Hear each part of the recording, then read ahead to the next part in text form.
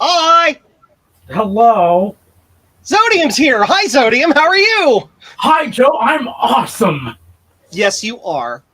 Welcome, everybody, to Joe's Computer Museum Live, JCM Live, this wonderful whatever day of the week it is and whatever day of the month it is. I don't know, other than I know it's voting day. So you need to go, if you haven't gone out and voted, why are you listening to my stream? Why are you here? You need to go voting. That said, welcome to Joe's Computer Museum.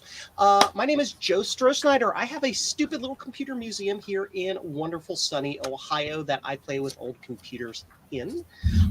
And tonight we're going to be doing some of that wonderful stuff. If you like this stream at any point during the stream, you can hit the like button. Make sure you hit it an odd number of times. Not an even number, not a number. And that tells all the algorithms stuffs that you like my content, and it'll start showing my content to other people that like content that you've liked, if that makes sense. So people with similar interests to you, it starts showing my content to them and all of that stuff. If you are not subscribed to my channel and you would like to, I don't know, like post comments over in the streamy thing over there, subscribe to the channel, and then you can like talk to me in the chat and we'll have fun. Other housekeeping things. Remember that you can support my channel and this wonderful pile of old computers behind me by going to my Patreon, Joe's Computer Museum, right there, scrolling across the screen. For little as $1 a month, you can help me continue doing this thing, and you get cool things like access to my patron Discord. And then you get to be like Zodium here, who's a guest on the stream. Do you want to be a guest on my stream? Just give me money. You pay for the privilege, and there it is. You can also go to jcm-1.com, scrolling across right there, or you can get cool things like blue scuzzies or keyboard encoders for your Apple IIs, like these little things, replacement keyboard encoders that I make custom, every single one manually. Or you can get cool things like, here's one that I'm building for somebody right now. You can get like this thing up here. You can get these lead bright Apple logos and all types of nifty cool things. And again, all of that helps go to helping me keep things running and being able to do cool stuff. All right, I'm done with my spiel. Hi, Zodium. How are you? I'm awesome, and you? Same old crap, different day, different day. I was gonna say you could all totally like, since it's like the cool thing to do now, you could totally be like, you know, instead of paying $8 for Twitter Blue, you could give that to Joe and get a lot more benefits. Dude, yes, like behind the scenes videos and things that I don't even do on live streams, that I don't even put in the patron Discord. Lots of cool stuff. So yeah, you get, again, with the right tier level, you get mugs. I send you things in the mail. It's cool. That's what I was about to say. You could play the hit 8-bit game with Legend of Zelda over mail. Yeah. Zodium, I have this thing going where I send him stickers every once in a while, and I put it in a thank you card. And because his logo is this wonderful Toon Link over here, I do things like, it's a secret to everybody, and take this, it'll help you on your way. And well, that's a Mario thing, but you know what I mean. So yeah. So you're just gonna throw like one out of left field and be like, I'm sorry, dude, Link, but your princess is in another castle. Dude, eventually what I'm going to do is I'm going to fill one with glitter, and the entire inside of the card is just going to say, hey! Oh, no. Get it? Anyway. So, yes. So let's talk to some of the folks who are in the chat. Not a lot. It's what is it? Like, it's a Tuesday or a Monday, and it's like a weird time, and it's also voting time, and that's that here in the United States, and that's all fine and dandy. But I had stuff I wanted to work on, so I decided to stream. So people in the chat, we've got Eric's Edge, yes, who breaks open fortune cookie, quote, help, I'm trapped in an Apple II Pascal hell. Yes. Yes, I feel your pain, sir. 8-Bit Fever Dreams is here. Yes. Received your stickers today. Just tweeted about it this instant. Thanks, man. You are welcome. Go check out 1-Bit Fever Dreams. And did I say 8-Bit? Did I say 8-Bit Fever Dreams? Yes, you did. Wait, that's part of the joke. You should go see his tweet. Garth is Beagle. Jiminy Christmas, I can't brain. Hi, Garth. You're a Beagle. Garth Beagle is here. Hi, Garth. Jeremy's Vintage Hillbilly Shack. Hi, Jeremy. Patrick Pitts, is this stream brought to us by cocaine? No, it's brought to you by copious amounts of me. 50 Shades of Beige is office hours here. Why aren't you in the office working? Well, see, that's the cool thing. One, there are these things called time zones, and we're in different ones, 50 Shades of Beige. That's why. And two, this is my office when I work from home every day, and I just sit here and do my job. So I am technically in the office. And then Jeremy's Vintage Hillbilly Shack, same old horse poo splatter on the wall, different spot hit. Same old crap, different day. SOSDD, as I call it. So, what are we doing tonight? Well, I got a lot of things that I want to just goof around with. The main thing is, Rudy of Rudy's Retro Intel sent me a super wonderful thing. He sent me a Color Classic board to fix. He's like, Joe, I need you to recap it and then make sure it works and do this and that and the other. And he gave me a list of things to do. Make sure it works with Blue SCSI and the sound works and stuffs. So we're going to do that tonight. And I figured I might as well share it because, like, isn't that what we kind of do in the Mac community? We like live stream fixing logic boards. It's a thing. So whatever. Watch hours. Yes. And also just like I don't put up a lot of videos lately because most of my free time is spent, and I don't mean this in a negative way at all. I love doing it, but most of my free time is spent doing things like fixing boards for people or designing PCBs for new cool things for the retro community, or building 478,000 of these a week. So yeah, it is a lot of stuff. So Retro Techie is here. Hi, Retro Techie. The answer to your question is no. So we're going to be doing a lot of stuff related to that. So because I don't kick out videos, I'm just like going to sit here and we're going to stream and have fun and do the thing. One of the future streams, I'm almost at the point where having a second working Color Classic would help me repair the first. Yeah, that's kind of a thing. The weird thing about the Color Classic, and here's an aside, we'll get into while we open this box with all of the addresses redacted, is that the Color Classic has lots of the chassis has issues. Like that card edge connector, you can have problems with that. And you can think that your Color Classic itself is broken. But it's not. It's not the board. It's the chassis. My chassis had that problem, and I had to do some finagling with it. I had to actually take it apart and clean all the edge connectors, and it fixed it. So, anywho, so let's open this, but be careful because I don't know what kind of things he put in the box. Like I don't know if he put addresses in the box or anything. Nope, no addresses. So Rudy has things to say to me. He says, hello, Joe. Thanks for doing the work on my Mac Color Classic. Here's what I will need done. Recap the motherboard and test. Sure. See if you can get the MicroMac technology board working. Ooh, that's going to be fun. Configure load Mac OS on my Blue SCSI adapter that I bought from you, which will be copying it off of my Blue SCSI right here and pasting it onto his. That's easy. Enjoy the 2 little gifts included and send me final costs, Rudy. It's you, dude. We're taking care of you. Don't worry about it. Maybe the shipping fee of like $4 million to get it to Canada or whatever exorbitant fee that like Canada Post decides to charge, whatever.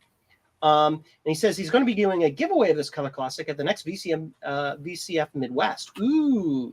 Details on how to win will be coming closer to that. Ooh. So we need to do a really good job of getting this working. This is cool. So let's do the thing. So he said he put toys in here. One is this with a card and stickers, and oh my gosh, it is a Rubik's Cube. Now, if there's anybody in the chat who knows how to actually solve these, can you educate me? I have tried for years and years and years to figure, because it's not technically difficult. It's like there's a specific protocol you follow and you can solve them. I've never been able to figure it out because my brain doesn't do 3D things. It doesn't occur. My brain doesn't 3D. So if you can help me figure that out, that would be great. And some cards. Look at these. Look at the little sticker doodles. Look at the sticker doodles, he said. Yeah. Yeah. So that one of those definitely has to go right up here on my sticker pole. Not stripper pole. Get it right. Sticker pole. Oh my. Jeremy's Vintage Hillbilly Shack. I just peeled the stickers off and then put them in order. Also, I feel like I should guilty. Done that. So I feel like I should drop a PSA that if I drop very suddenly, it's because it is storming down rain at the moment. Wow! The power company failed to power company. Retro Techie coming up on my channel, an interview with former Apple head honcho Garth Beagle. Don't give in, Garth. So we got other toys in here. This is a stick of RAM, a pen, something. Looks like we are going to be joined. It's a pick. Oh, ooh, that's nice. That is a really nice pick for working on. You can't see a thing. I'm not on bench cam. Cool pick.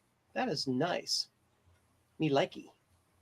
Cool. Thank you, Rudy. Rudy may be by later, by the way. He is a little bit busy, a little preoccupied right now, stuffing food into his face, which doesn't surprise me because, yeah, I did start streaming kind of early. But whatevs. So what all goodies do we have in here? We got this thing. Rudy, you didn't have to put your card in like every single package, dude. Like, I know it's coming from you. This is the Micromat card. Yeah. That's what that is. Nifty. Cool. Hold on. I have something to show you. I need to go back into the deep depths of the back here. It's a Micromat card, like these blank PCBs that I might have, or like this one that I might have assembled. Things are afoot at Joe's Computer Museum. So if Rudy's Micromat card doesn't work, I have literally every part I would need to diagnose it in the shop. Okay, so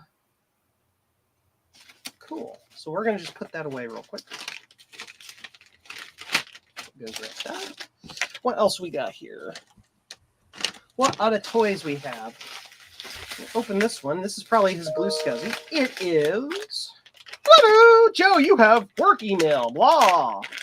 Yep, that's the Blue Scuzzy right there. Cool. So we'll just have to put a card on that for him.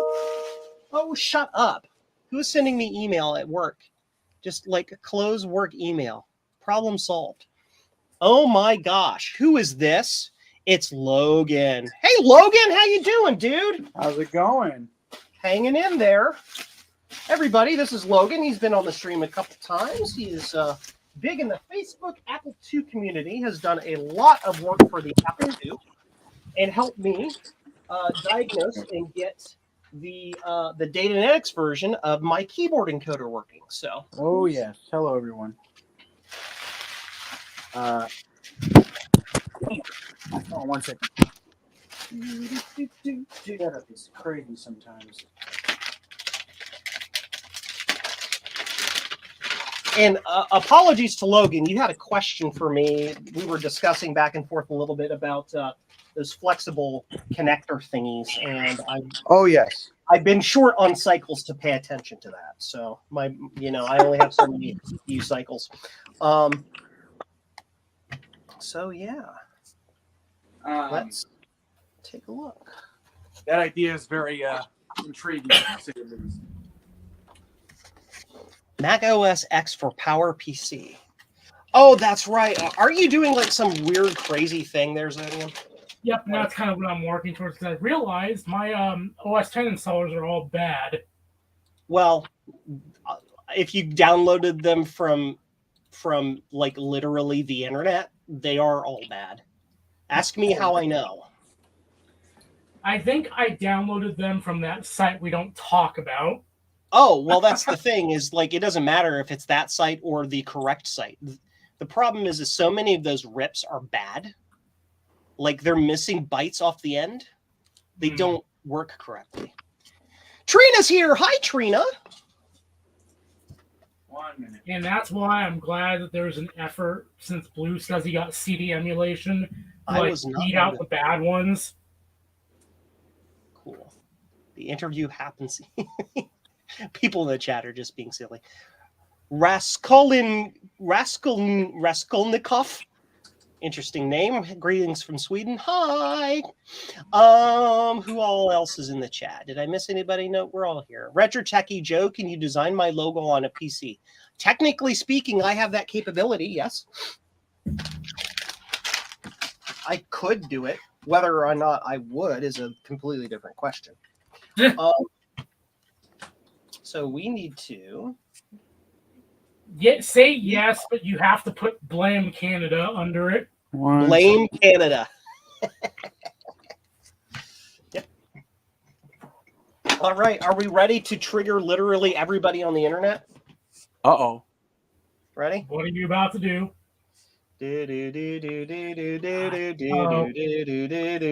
Uh-oh.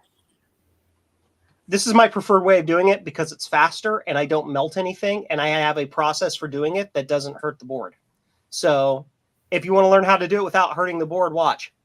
Look, I put that on here and I make sure it goes in the little grooves and then I press down really hard on it. Look, the board's fine. Imagine that. I know I'm not supposed to do it, but whatever. Honestly, I've ripped more pads doing it the proper way. Yeah, the thing I have is that, you know, you're supposed to use hot air or whatever, but like when I do that, all that happens is crap explodes and goes across the room and scares the crap out of me. And I don't like that. I've tried like doing the solder, like, I don't know, you heat one side with the iron and try to get it picked up off the board, then do it again for the other side, but then you end up pulling the pads off that way. You know, so I found that this way, you just go slow and push down really hard so it doesn't pull up on the thing, and it works. It just works. Bruce is probably going to be in the chat here in about 3 minutes and be like, "You're doing what?" There you go. Oh, I forgot. I do have an ISO of Adelaide Linux, but I can't actually install it on the iMac because it's a DVD image. Oh no! Sad face. This is stinky. I can smell it, and I haven't even heated it up yet.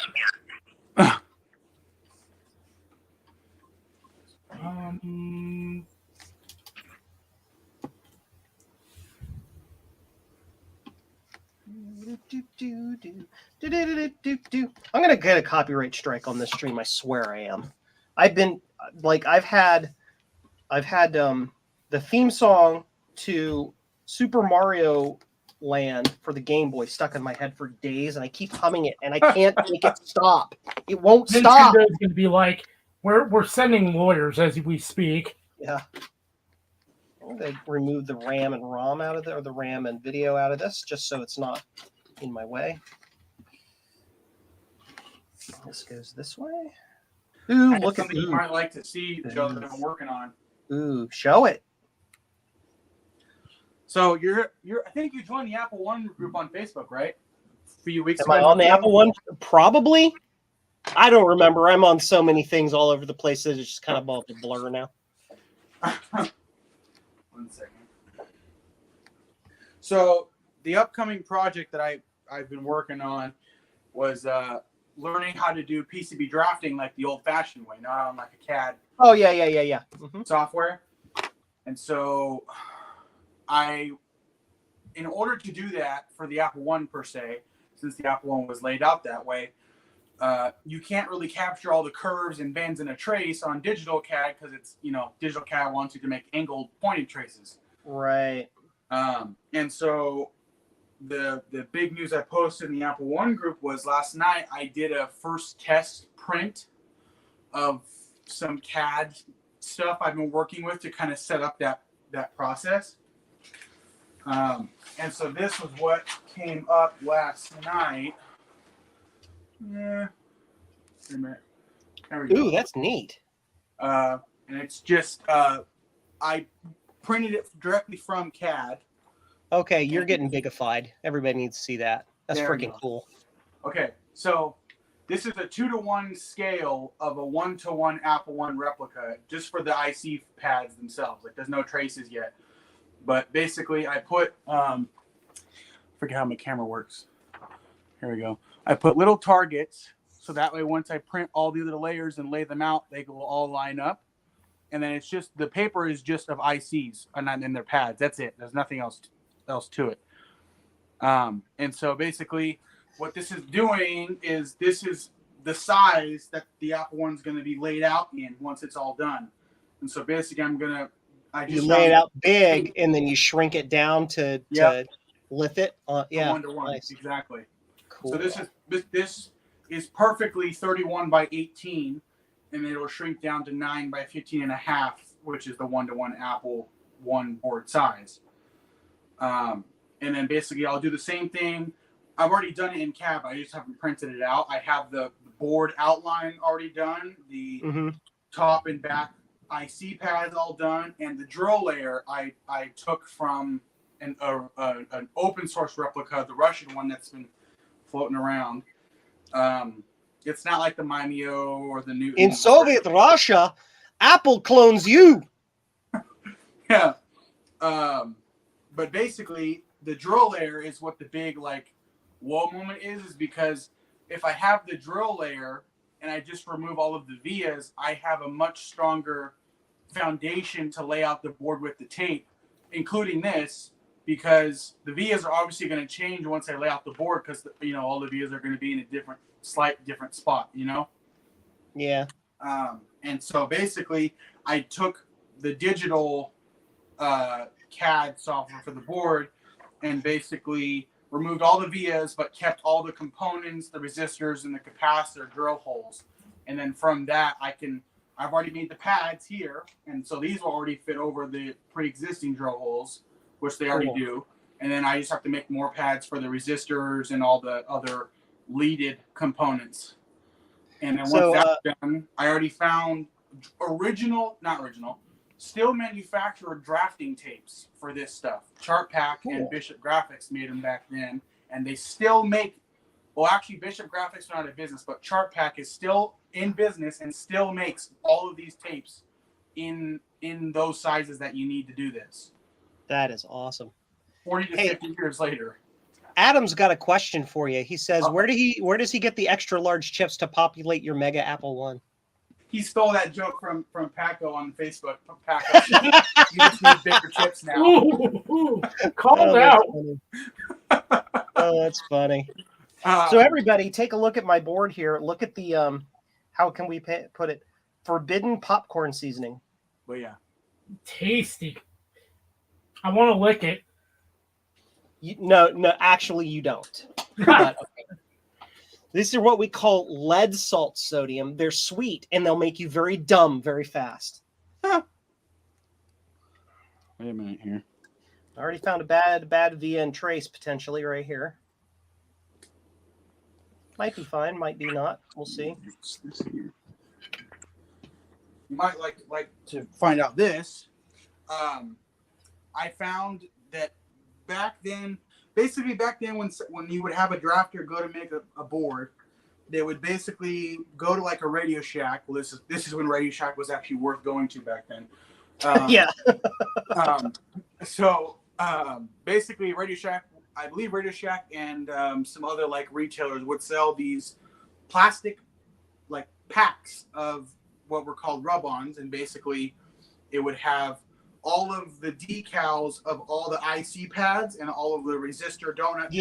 Yeah, I remember those. And all that. And basically those pads are totally eradicated from the market these days because it's been so long since someone has even needed to use it.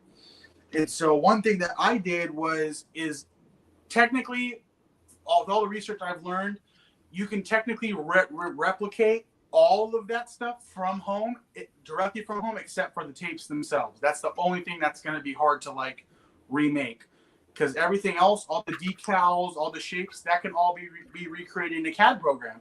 And that's exactly what I did.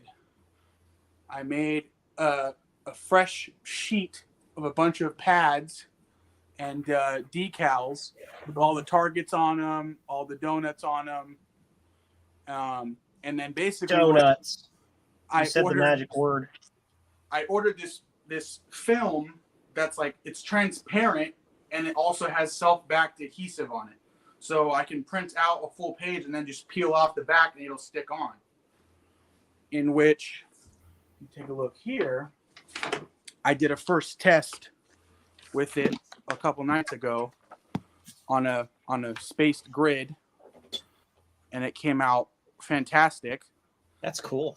And so, and it looks pretty clear on once you get closer to it.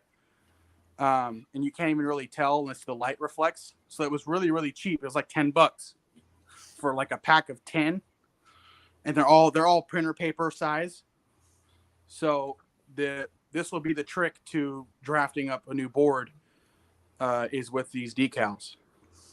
Yeah, so anybody who's in the chat hasn't figured it out already. Logan doesn't just go, he goes hard. He's like, screw this electronic crap. I'm doing it the right way. I'm demented. I've already said, I bet you almost everyone that I've told this research to thinks I've just lost my mind. I think it's really cool that you're taking the effort to learn, I don't know which one to call it, the proper way, so to speak. Because through that entire process, you're going to relearn a whole bunch of tips, tricks, and things that we've taken for granted, I think, with our modern processes. So I think it's cool. Oh, I agree. And it shows in the new designs and builds that there's a lack of quality, for the lack of a better word, in designs. And the one thing that, you're gonna like this. Wait a minute. If you want to start talking about effort to learn, this book is from 1979 and is a printed circuits handbook that literally details down to the chemical of how to make boards and how to draft boards from that time. And I have considerable amounts of bookmarks in there.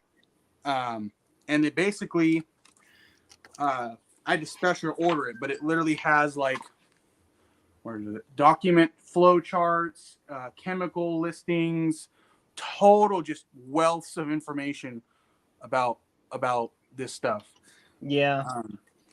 And it really gets into depth. Like there's I probably only understand 1% of this book, and I've been reading it for like 3 months.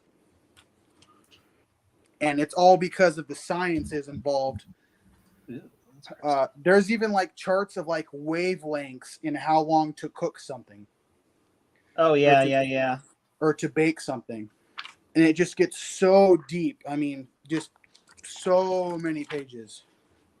And this has helped a lot actually with understanding how it would have been done back then at that time with the resources you had available. One of the big like obstacles when I started doing this was like, well, if they did back then, they had these like multi-$100,000 cameras that they would use to photographically reduce all of their artworks. And I'm like, dude, yeah, how do you even find a camera that can do that in today's day and age, number one? And number two, an affordable camera. And I found an original camera that would have been used back then, and it was still $1,500. No. Jeez. $5,000. Or it was $4,000 like in $750, and that was like missing parts on it still. And it's just like, here's an example of like one like the setups they would use just to wave solder a board, for an example. I mean, you would be lucky to find even this equipment even still floating around. That's why I was really surprised. That's why I was surprised to even find the camera. I was like, well, technology has gotten so much more advanced over the years. I doubt you would need something like this today to be photographically good enough to work on artwork like this. Yeah. You know, and so what I realized is all I would really need is just a huge flatbed scanner to take all of my layouts. They will scan it at 1,000 DPI, and then you can just reduce it from right there, right on your computer. Yep. And exactly. and it already takes care of it all right then and there. And I didn't have to drop $1,500 to do it.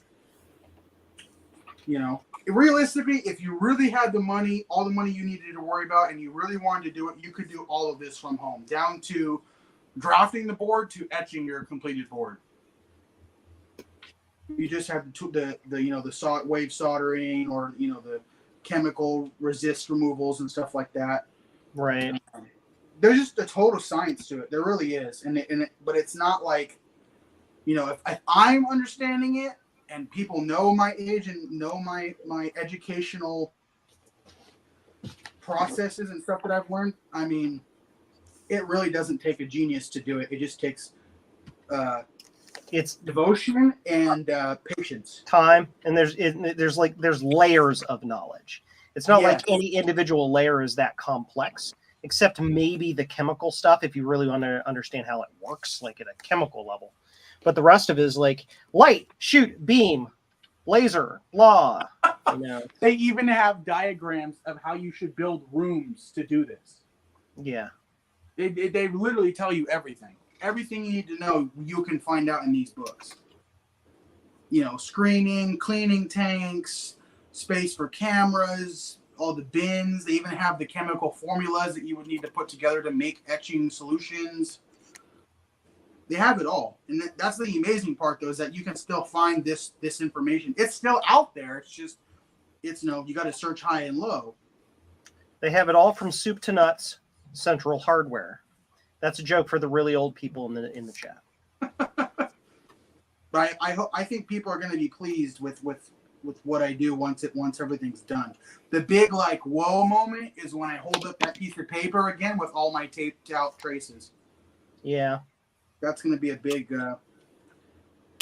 That's going to speak volumes without me having to say anything. I don't even think I want to tell anyone that I show that to how much work it took just to get to that point. 100 quadrillion hours. Yes, I'm not kidding.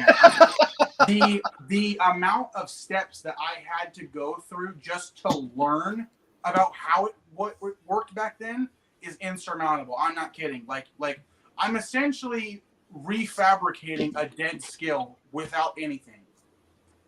My only reference is this book and one of the guys in the Apple I community that used to draft boards back then in the 80s. And that's literally it. That's all I have. I don't have a bunch of seasoned retired people, because anybody that did this is either dead or retired, and it's a reality. That's true. It's a reality, true.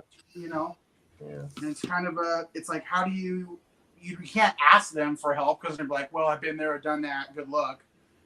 Yeah. And it's, it's just, well, never mind. Man. Oh, you can ask them for help, and it doesn't mean they'll help you. Yeah. That's a past life. I'm not, no. Yeah, it's like, but the reward is great, because then you have a perfectly made board that is really a work of art. That's essentially what you're doing. Yep. You're essentially replicating a work of art when you try to match how that was done. And I mean, no one's ever going to get it perfectly. You can't get the perfect angles. It's not going to. It's kind of like trying to scan a Vincent Van Gogh painting and expecting it to come out just like that with all of his specific strokes of painting. It's not possible. Yeah. Yeah, Sean is here too. Sean's here? Where? No, Sean. Action Retro Sean. Oh, what? Where? He's in the chat. Look at the chat. Oh, I can't see the chat because it's on my phone. You can't see the chat. What's wrong with you? I'm on my phone. I'm messing with you. I can't believe you've done this. Sean was very excited about what I was doing with this stuff too. I think he said he wanted to get a board. Yeah, I saw his there's his reply there on Facebook. He's like, more. Make a Kerr give happen now. We all know he has a soft spot for weird things. So you want to talk about weird? He posted that YouTube video of him playing his BBS card on his app, when I was like, that's witchcraft right there. Yeah. Oh no, a medium right error. But I wanted a small right error. I'm using an optical drive that's like older than my car to do this, though. So I mean, Well, you need to recap the drive then. I don't think I can recap a drive in a MacBook Pro. The only thing stopping you is time and patience. Oh, Send it to Jay. Jay can do it. He won't, but he can. Let's try burning it at 8x, I guess. We're going to be here forever. Gold plating nickel and stuff like that. Wow. This fails. I get out the external optical drive and say I'm no longer asking. Wait a minute. You might like this. 1 second.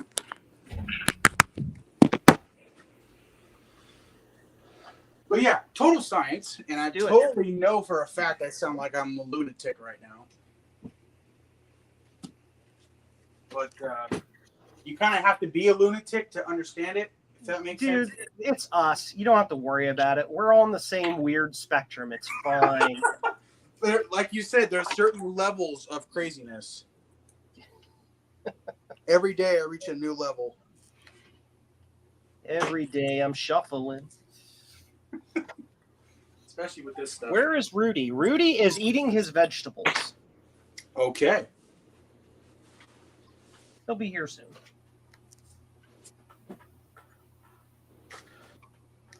Very interesting science for sure.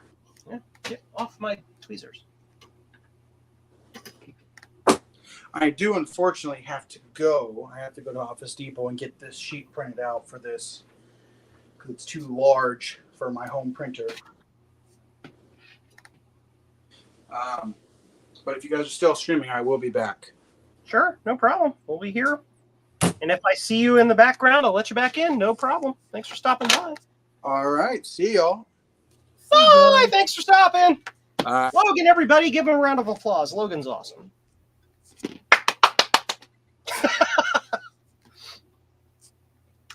Bye, Zodium. Up. OBS. I have to restart the virtual camera every time I change the scene collections. I figure if anybody wants to stare at the Macintosh Garden page, they can do so on their own time. You know, that's what Steve does. He's just like, ooh, pretty. And you cannot tell me you didn't hear me say that in his voice either.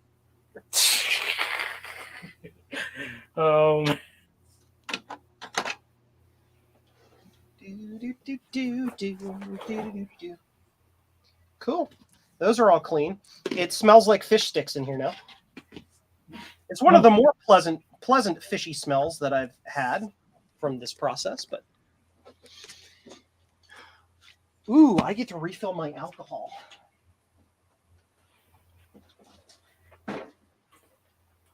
If you don't buy alcohol in jugs like this, what are you even doing? I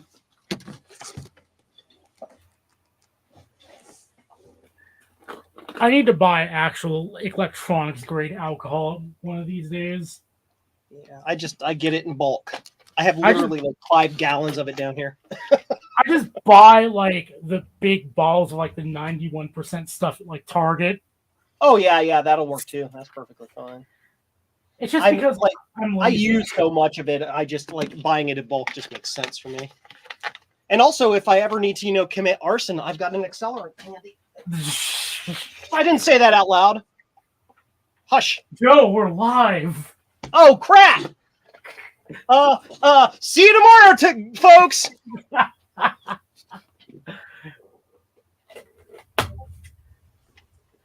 Badoop. Somebody's got their Badoop open. What? I heard a Badoop in the background. That would probably be me because Discord's Discord not in Badoop. streamer mode.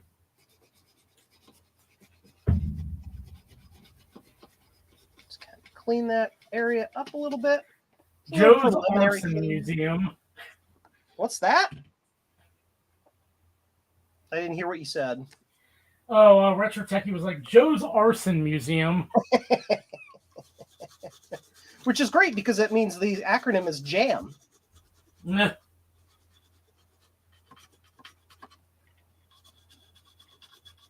I'm just kind of pre-cleaning some of the goo on the board here. It makes the process better when all that crust isn't like right on top of where you're trying to work, in my opinion. I tend to be, I don't know, a little bit more meticulous than some of my compatriots when it comes to these processes. That doesn't necessarily mean I'm any better at it. I'm just like crazy. So.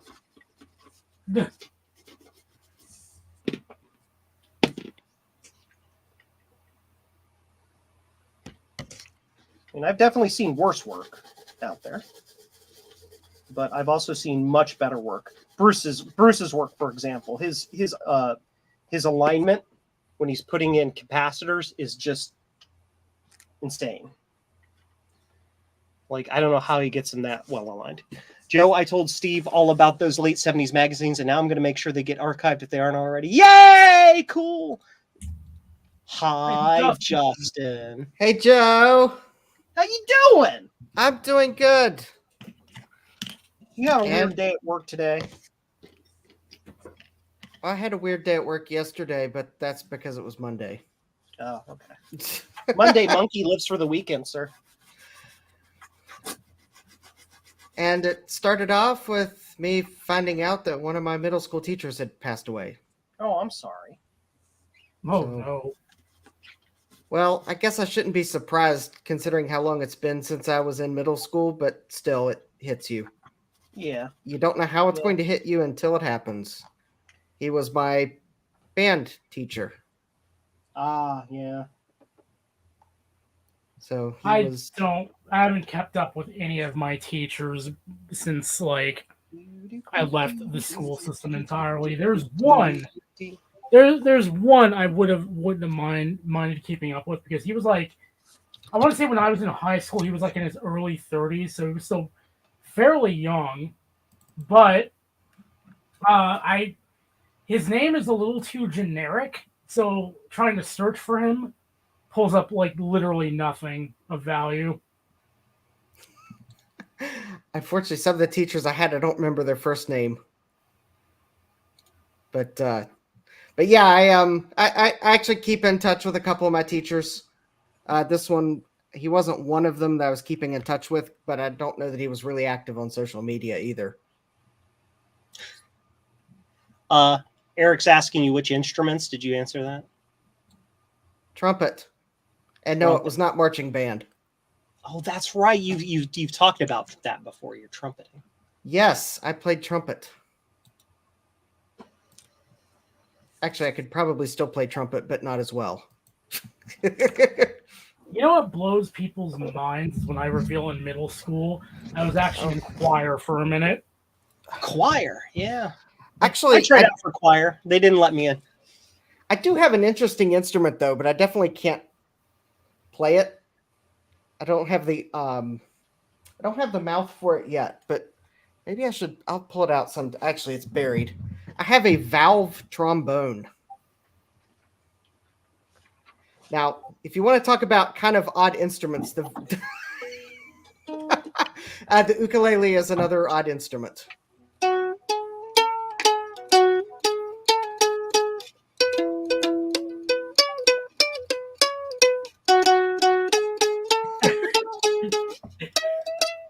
I thought Justin was playing for a minute, then I look up and it's Joe playing. It's Joe. No, believe me, if I started playing, you would know. So Joe, when can we expect an album of the ukulele covers of Van Halen songs? Never.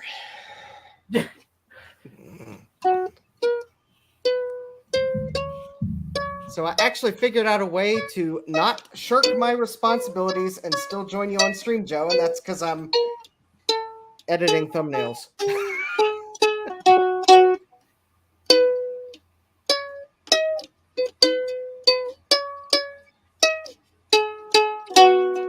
There, jump for you.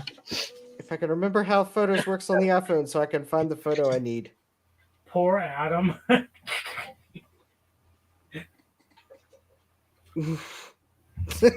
Can I? Anyway, back to actually doing what the stream is about. Joe's Ukulele Museum. Expeditors. There they are. What? I'm not weird. What? 47s.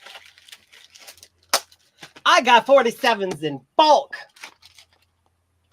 I got a lot. Mainly because DigiKey or Mouser accidentally sent me the same shipment 3 times and they won't take them back. So it's like, okay, you want to send me $80 worth of stuff? I'll take it. Well, Wait, that was after they didn't send you a shipment for... Yeah, they didn't send it to me. Then they fixed it and they're like, it was like 15 days later or whatever. And so they're like, okay, well, it just must have got lost because we sent it UPS or whatever, USPS. So they shipped it again and they're like, let us know if you ever get the original. I got the original and let them know. And they're like, thanks. I'm like, okay, whatever. And then randomly last week, I got the shipment again from July.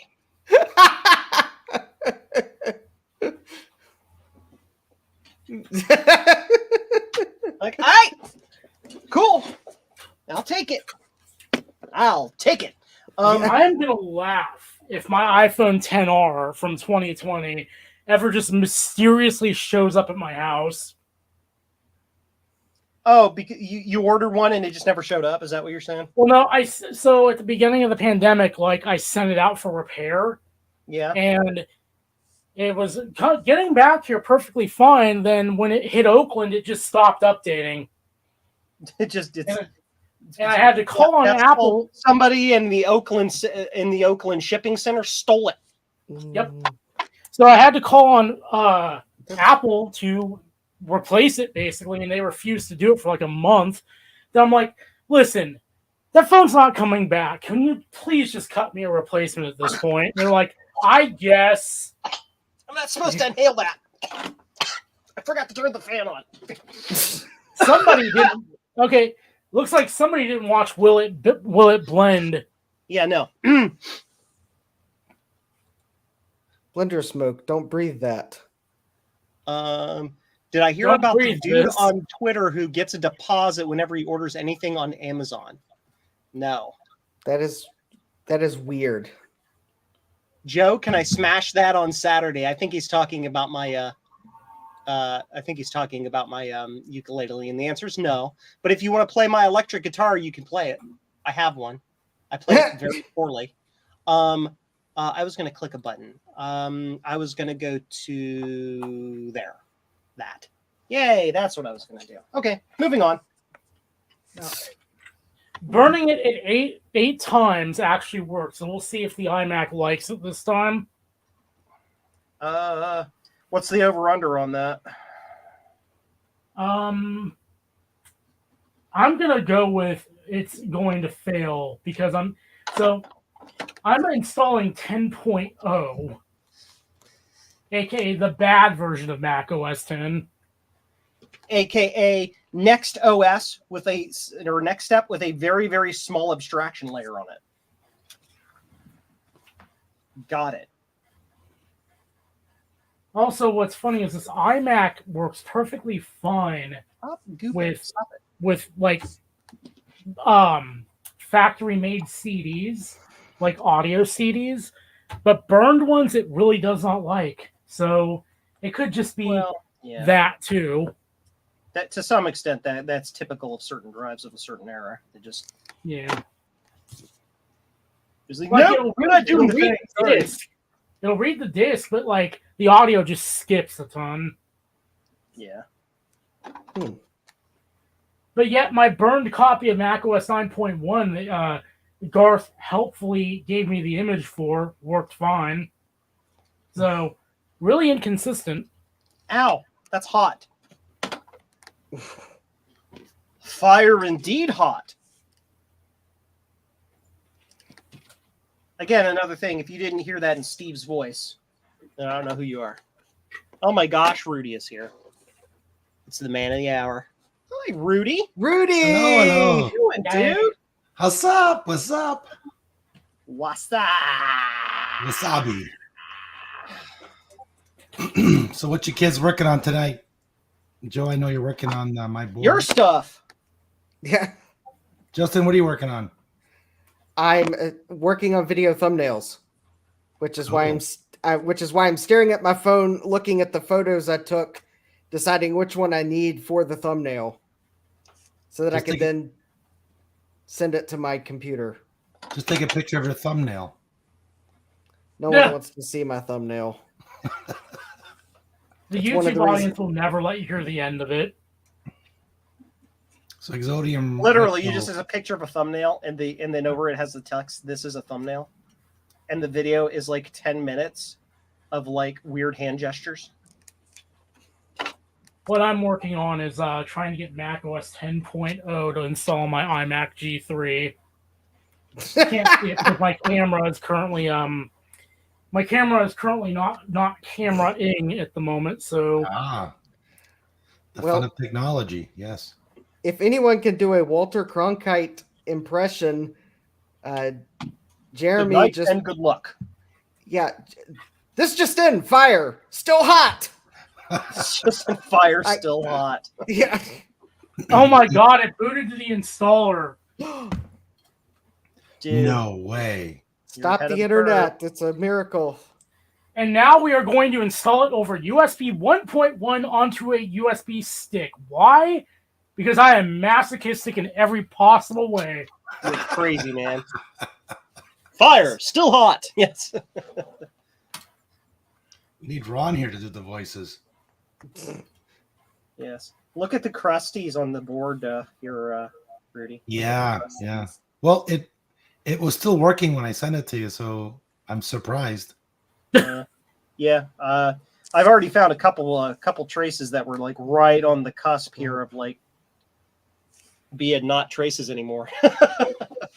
But I think we caught it. You know, if it was working, I think we caught it. So if we just get it cleaned up, you'll be fine. Did you have any audio problems with it or anything like that? No, it worked. Everything worked fine. Awesome. I even have the original hard drive in it too. Okay, something was really funny.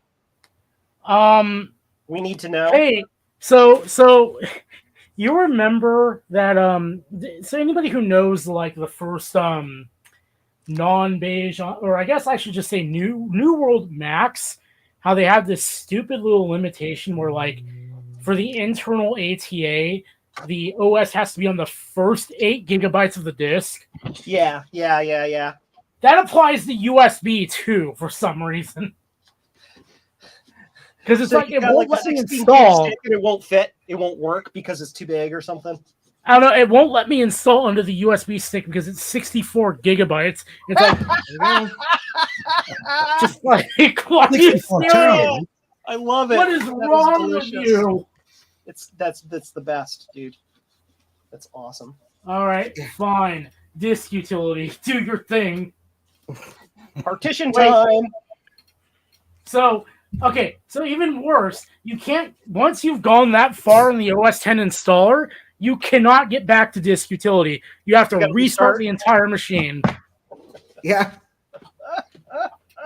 What a beautiful tragedy this has become. Someone set you up the bomb. Oh, Rudy. Fine. You are on the way to Everything destruction. in the package, Rudy, by the way. Say what? I said thank you for the stickers in the package and the Rubik's Cube I'll never be able to solve. Well, I couldn't solve it. That's why I sent it to you. I should have. Oh, that's great. Did you see the pic I sent you? The pick? Yes, I used it. Yep. Oh, okay. Yeah. I think I have a couple of them that I thought was really cool. I figured I'll just throw that in the box. They're like it's a true dentist's pick. Yes, it's actually from my dentist. I asked him if he has any. Oh, old that's ones. right. You're like give, and he's like, okay. Well, I feel like I'm more careless, but I guess I'm not going to be installing Mac OS 128 8 gigabytes on that. Yeah, no. of They magic. forgot a purpose for these cards. There's no blue SCSI logo on the front. Endurance. I'm disappointed. Yeah, high endurance for video monitoring, and I bought them because I thought maybe high endurance cards would be good for Blue Scuzzy. I was like, what are you gonna do with that poor Blue Scuzzy? Run it into the ground? Well, Here, I need to turn the board this way. I've got one that I seemingly want to run into the ground, but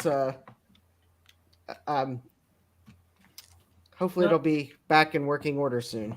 I need to ask Eric if he still has that one that's been running apparently 24/7 in his I believe his LC3.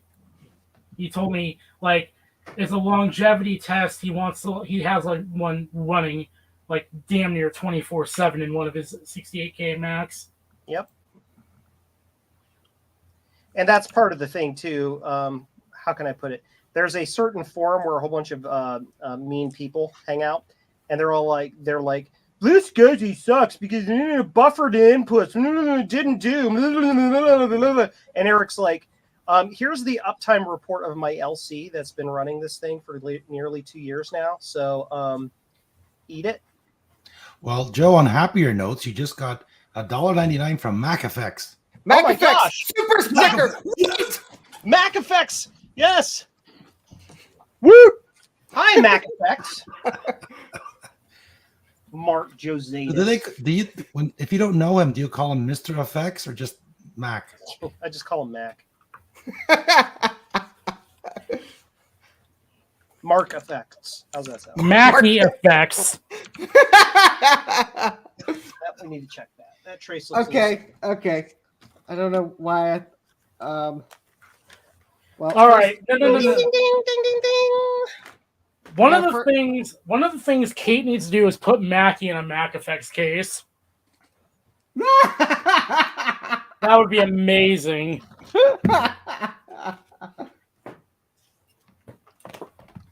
Oh no, Miss Fox, I'm naked.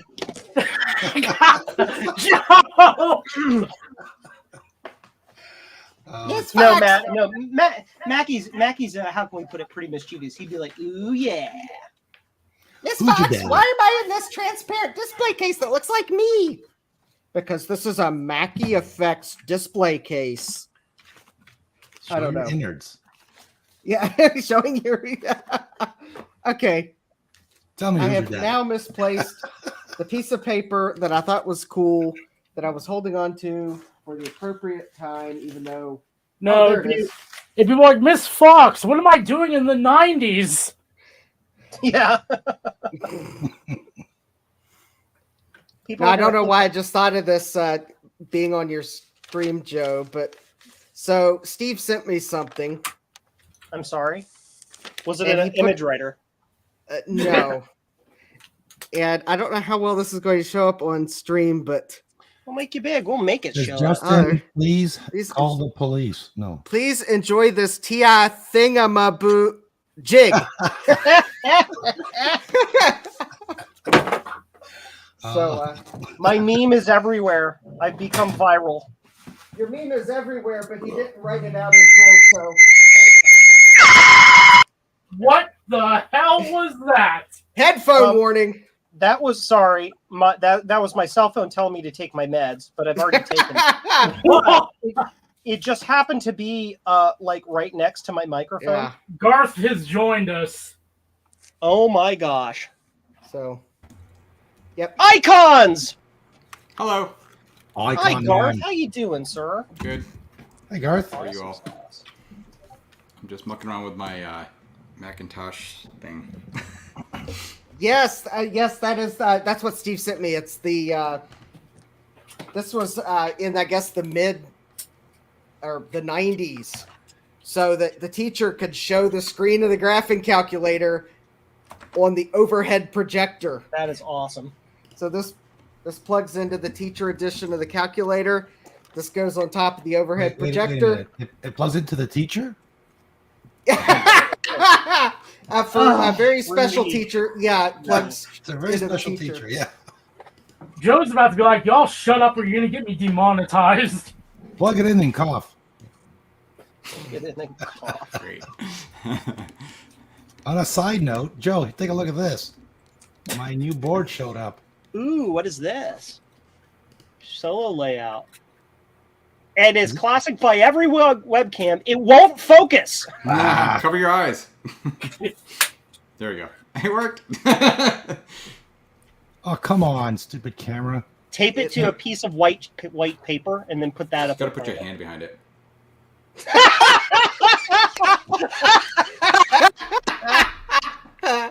Oh, I mean, it almost tell worked. everybody what the board is. Classic Rudy. One moment, please stand by. Is that better? That worked a little bit better, yeah. Okay, what it is, it's my almost completed prototype board for a I can't talk.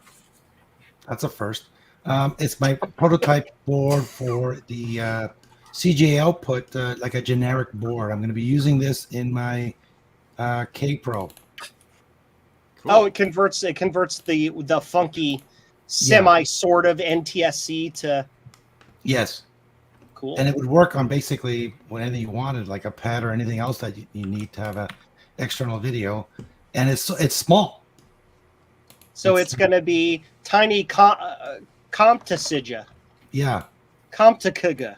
I had to redo it so I made some holes on it so I can screw it down somewhere. Cool.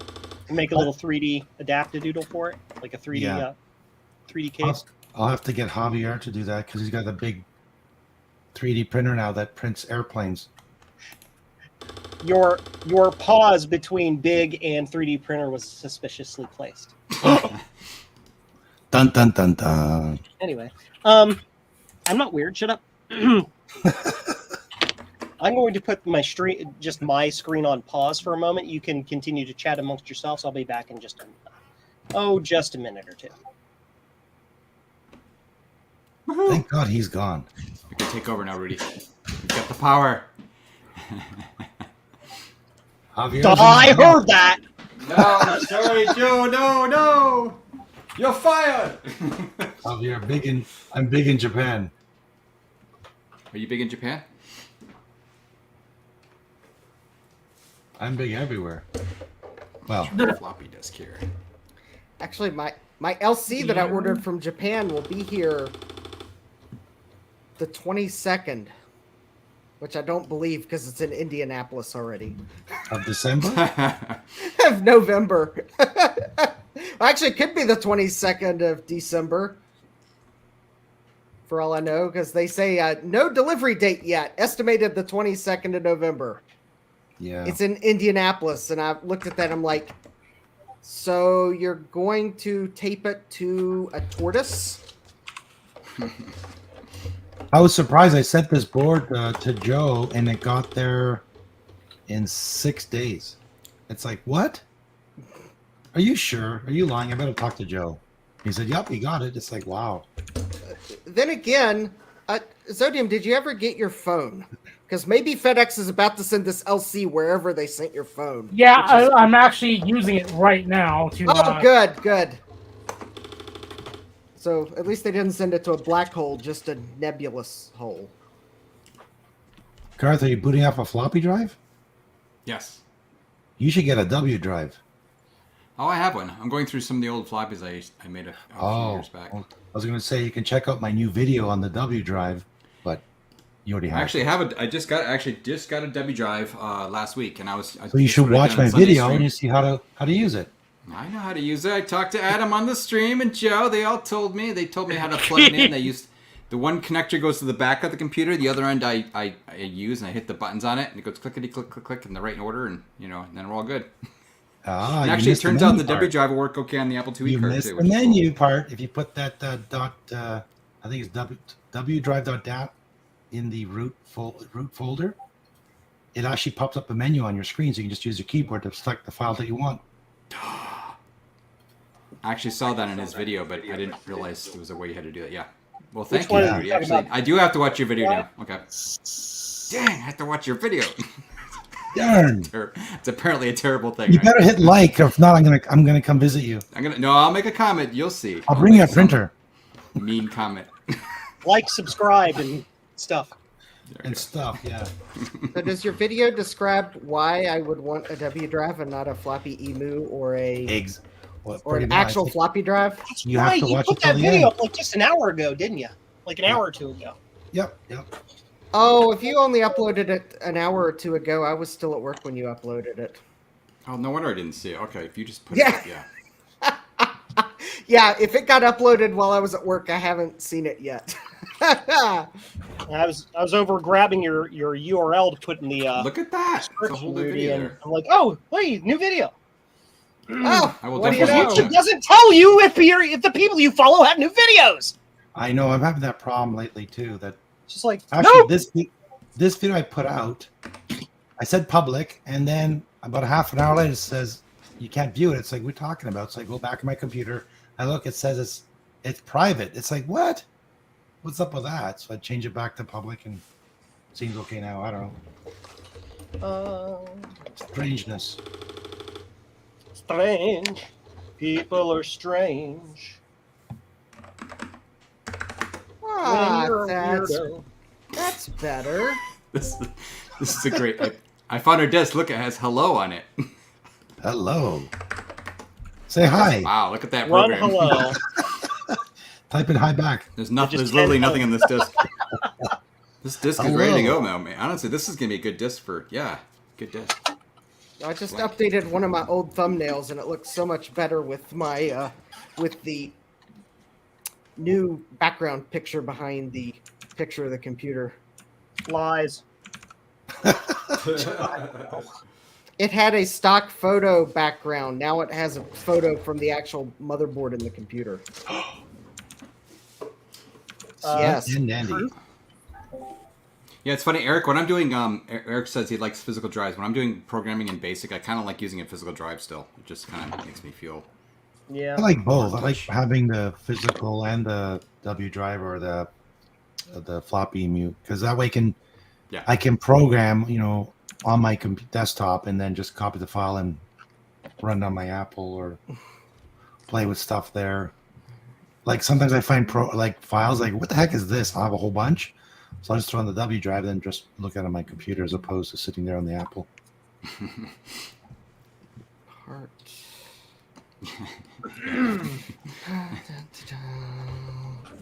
Do. Good evening, everyone. Starbuck Tech is here. Hello. Yeah, the one thing I do for video thumbnails is if it's a computer I haven't disassembled, I just use a stock photo for the background.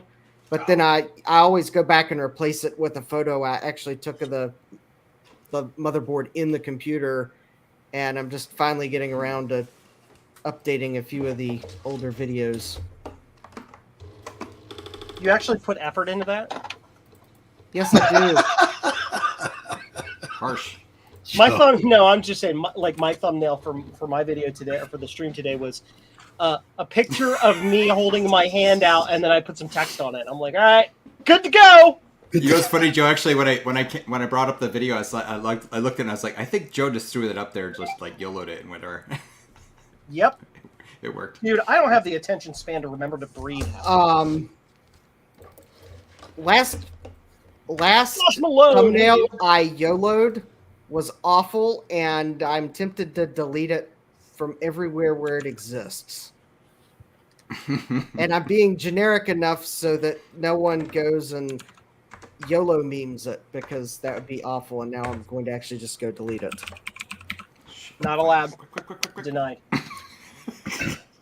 You're on my Yeah, stream. yeah, quick, You can't do quick. anything Someone's wrong on my stream that I don't want you to do. Stop breathing.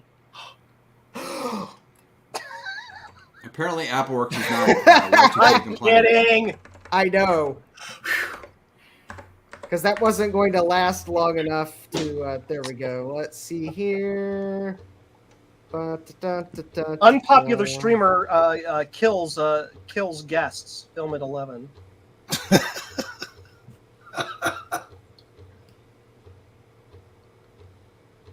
Joe, look at my new gets. Sweet. Oh, there we go. Oh, I have Deja 20 vu. of those in a bin. Deja vu. Hey, question for you, Joe, and actually Adam in the chat too. and maybe anyone else who knows, for using a Blue SCSI in a Macintosh SE, do you need to use a power cable, or have you just found that sometimes you need to use it? 'Cause I think the last two times I put one in an SE, I've actually needed to use a power cable. I have never needed to use a power cable in an SE. Okay. It may just vary by a board revision.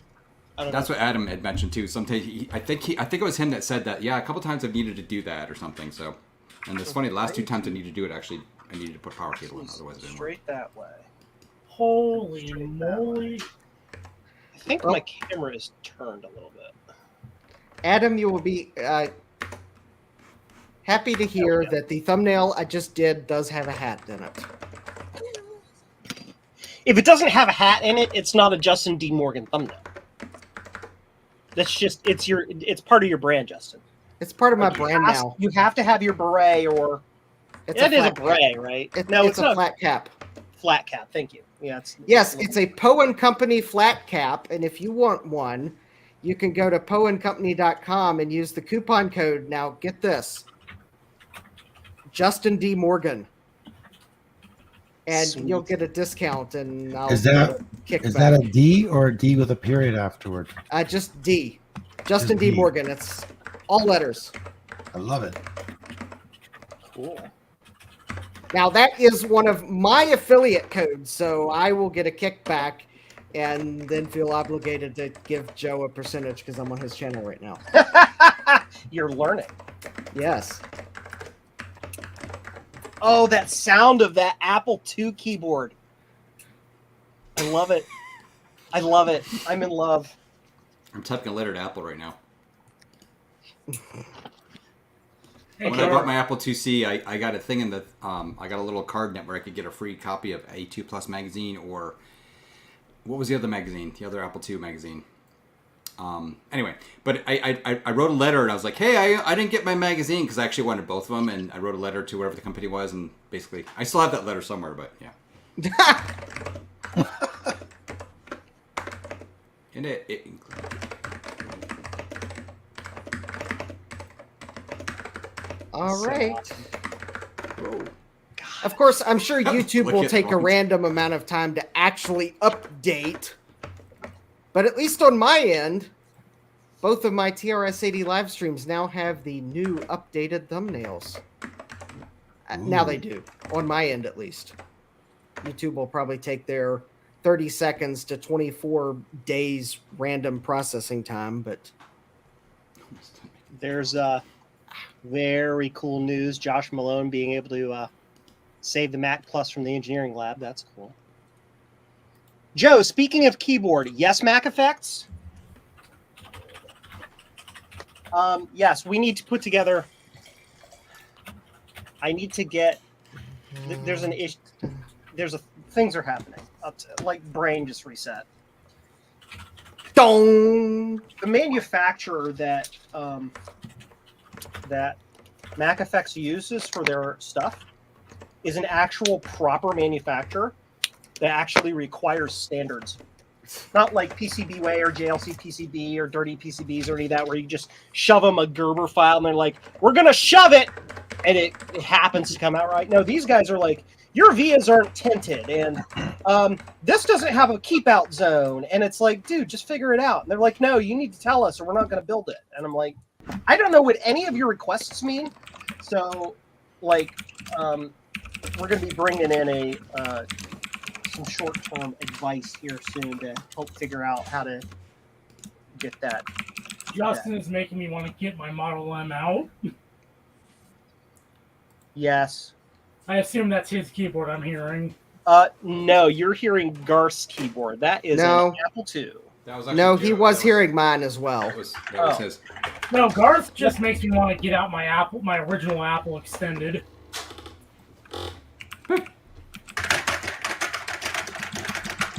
Oh, Also, so something I was going to mention earlier, Garth, if you want to look at if you can look at Action Retro's Twitter, he just took a picture of if the card he uploaded is Mac compatible. That was the mother of all Super I/O cards for the 9600. Where? Whoa, hold on. How in the heck did we... Okay, so you see how that's like bright pink, right? I put bright pink on here so I wouldn't lose it, and I lost it on the bench anyway.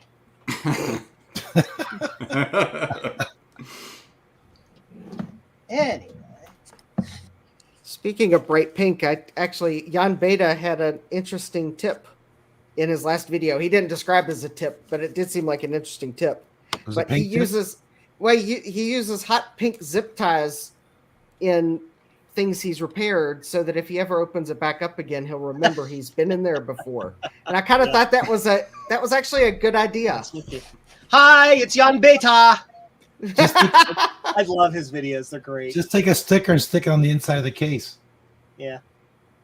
Like one of your channel stickers. Yeah, but see, the thing is somebody might remove that. A bright pink, like, zip tie, they may be like, oh, that's nifty, and they'll leave it in there. Because it's like, oh, okay. Or maybe even, like, dark green or something that might, or yellow, that it's like, okay, so that makes sense that would be in there, and they would leave it alone. Yeah, I just tape it on an old hard drive in it. Why is my computer 10 pounds heavier? Because, sir, you live in a flyway zone. Move from Florida. I heard Florida's going to get hit with another hurricane tonight. Is it tonight? Tonight, wow. Javier, look out your window. Let us know. Yeah. Are you okay, I'm looking Javier? at that card, and yeah, it's pretty wacky. That's going right into the TAM. I can feel it. And I'm looking at the chip on it. It's hilarious how the sticker's just barely peeled back, just enough to not show everything. Because I wonder if that's intentional. Because if it says 3112, we know exactly where that card is going. Well, he peeled that sticker off and then just kind of laid it back on top of there, like. Yeah, that's funny. My bets are going. And also, Mac84 liked it and commented on it. So I'm going to assume that's going into the TAM.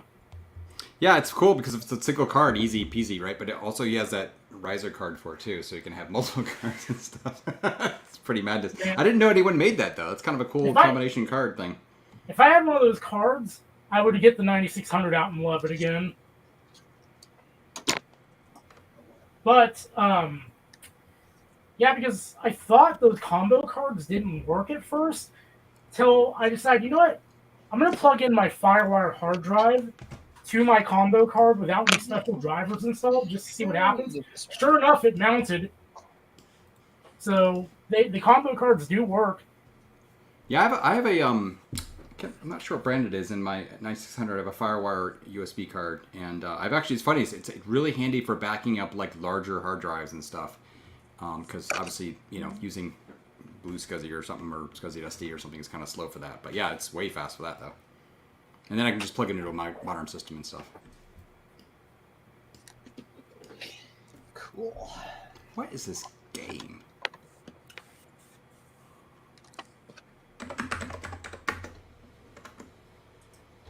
So if anybody's curious why I'm putting down solder mask, even though the traces didn't look like they needed solder mask, it's because I have learned from experience that just because you can't see a microscopic 1 molecule wide nick in that copper trace doesn't mean it's not there. And tantalums with their big pads. Yep. So I always cover the area just in case, because it's not, it's like, what did I do wrong? Well, if you overdo it to begin with, you don't have a problem. So, yeah. Tom Leach says this isn't midterm election coverage. Good, yes. Yeah. If you want midterm election coverage, turn on your TV. If you want computers, you're in the right place. The only thing I'll say about the election coverage is, if you haven't gone and vote and you're sitting here and you're watching my stream, get the F off my stream and go vote. I don't want you here. I want you in line voting. Done. If that was the one time Joe dropped an F-bomb, I would be like, that is entirely justified. Dude, where have you been? I drop F-bombs all the time. Just not on my stream. That's what I mean! Wait till we get a couple hours in. I can drop one. Just remember, kids. Depending on where you are, though, you only have 9 minutes to get in line. So if you haven't voted yet and you're getting in line, you better hustle. Just remember, kids, vote early, vote often. Okay, Yogi Berra. Vote often. Vote like your life You gotta be depended on careful. it, There are because it people in this probably country does. that will like take your advice on that and actually try it. Yikes. From what I've heard, it's Disclaimer, already vote happened. often means vote once in every election. No, I mean Okay, vote many yes. times in the same election. No. Different state. No. Yes. Rudy doesn't care. He's in Canada. He's got no dog in this fight. We have a dictator. We got a dictator here. We can't vote. Doesn't matter who you vote for.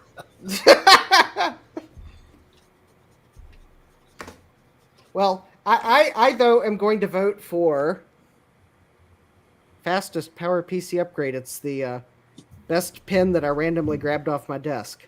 Joe's Computer Museum? I don't Me. have a Joe's Computer Museum pin on my desk. Garth, Or- what game is that? That's Bolo? Bolo.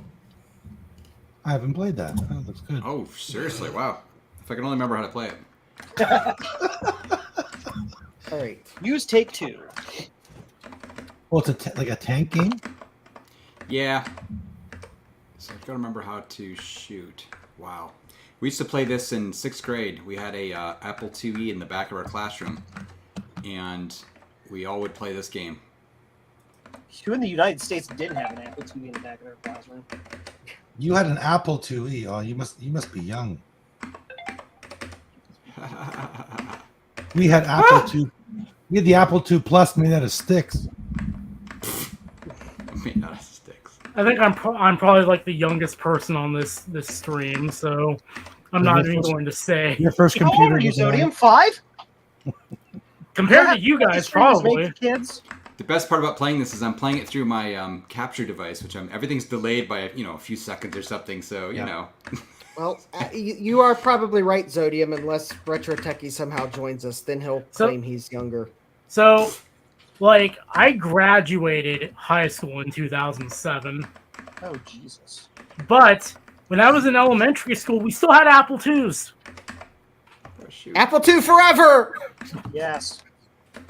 Oh, wow, that was... Macintosh, whatever. Apple II forever. Yeah. Well, I mean, it took the governor's school that I went to, like, until 97 or 98, I think, to get rid of the Mac SEs in the computer lab. 97. Jeez, dangerous. I know. But unfortunately, though, they replaced them with PCs. Yeah. Ugh. They were awful Eric's like- PCs. Kids. Yeah. Kids these Eric days. The PCs were so great that when taking the Java class, Sit there. I very easily crashed the computer with my Java program that should have not crashed the computer. Programming in Java. Java will be the future. It'll be all over the internet. I remember hearing that so much, and I was like, "Oh my gosh, I got to get more into this Java stuff," and I never did. And I was like, "Okay, well, that was good, I guess." I just kept drinking more coffee. I don't know. I can't drink any more Java. Come on. Okay, that was kind of a scary class. It was actually a evening class because they had opened it up to not only to governor school students, but their parents.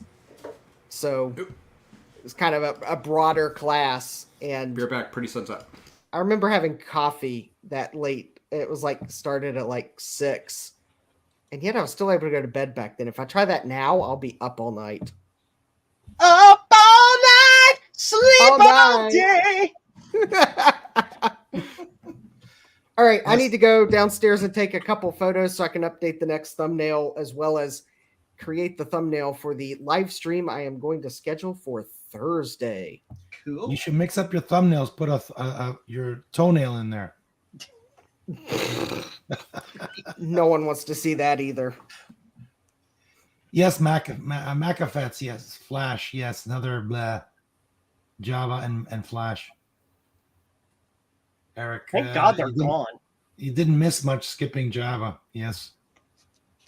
I heard that.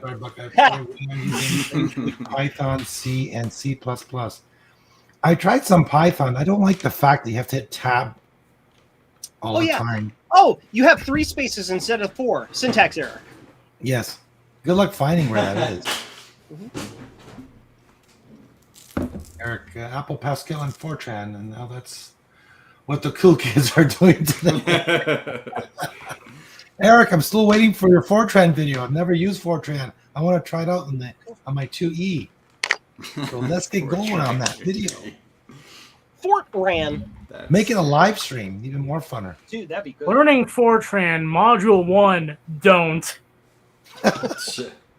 Actually, I'm not sure in the US, but I know in Europe and here that there's a lot of demand for people who know Fortran and Pascal. Yes. Still a lot of companies using old systems. He has a legacy systems using P code and stuff. Yeah. Yeah.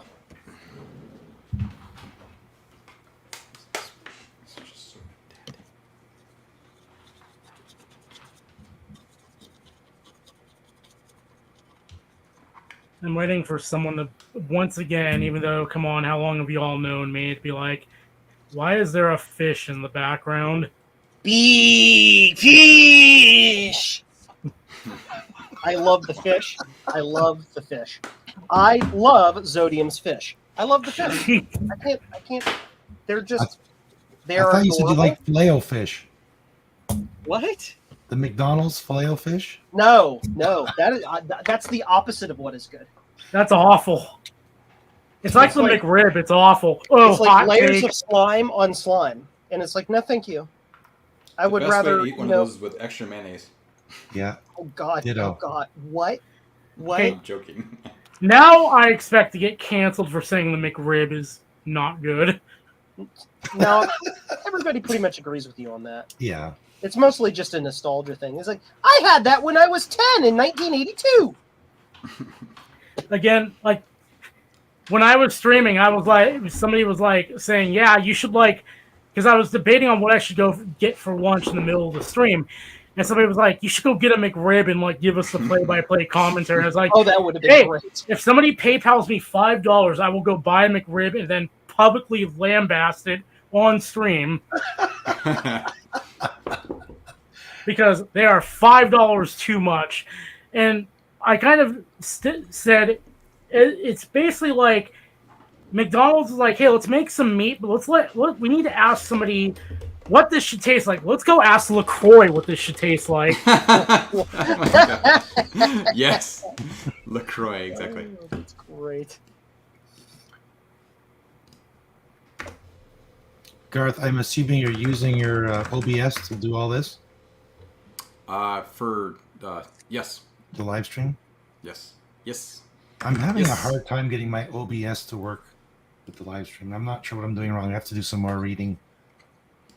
Yeah, my tricky thing with it is this. Well, for StreamYard is the audio stuff, which I actually had working great, as you saw in my Apple IIc audio test video. You thought now you it doesn't work, kidnapped. so whatever. I don't know, but yeah. But yeah, the video stuff. Yeah, it's just the input stuff. Honestly, it's depending on what you're using, and obviously if it's component or a composite or whatever. I will say this right now I'm using with the Apple IIe card, and it is incredibly crisp. I mean, look at this. It's like, Yeah. the text looks perfect. Dur. Wow. Type dur. I really like using this stupid thing, actually, because when you hit backspace, it actually properly backspaces. It's got the updated Yeah. ROM. I'm actually curious. Does anyone know if the ROM 4X or 5X for the 2Cs actually does that correctly now? Adam might know, but That's a one reason really why good question. I don't remember. I would actually use my Apple IIgs for a program because I constantly hit and delete. I'm like, ah, so annoying. I back in the day, there's an application in the back of one of the Nibble magazines called Delkey. It's a little thing that ran at 0300, and you just B-run it as part of your Hello program, and it hook the backspace key and make it work correctly. Oh, cool. Okay. That's pretty funny. There's actually like a TSR for that or something. Apple II TSR. Check out lines too. OBS also stands for your output basically sucks. Vertical lines. Actually, mine with the new update has been working great. I've had no problem with it. Just trying to get this streaming component thing all figured out. Either I'm doing something wrong or something's wrong with my setup. I tried it on my laptop and it said, "Oh, you don't have a right driver." It's like, okay, the webcam camera works fine, OBS works fine. So why are you complaining that there's a driver issue? I don't know. Kiss! I'm going to test something real quick. Can you guys tell me if you hear music? Ready? Yep. Yes. Music. Cool. It works. All right. Yeah.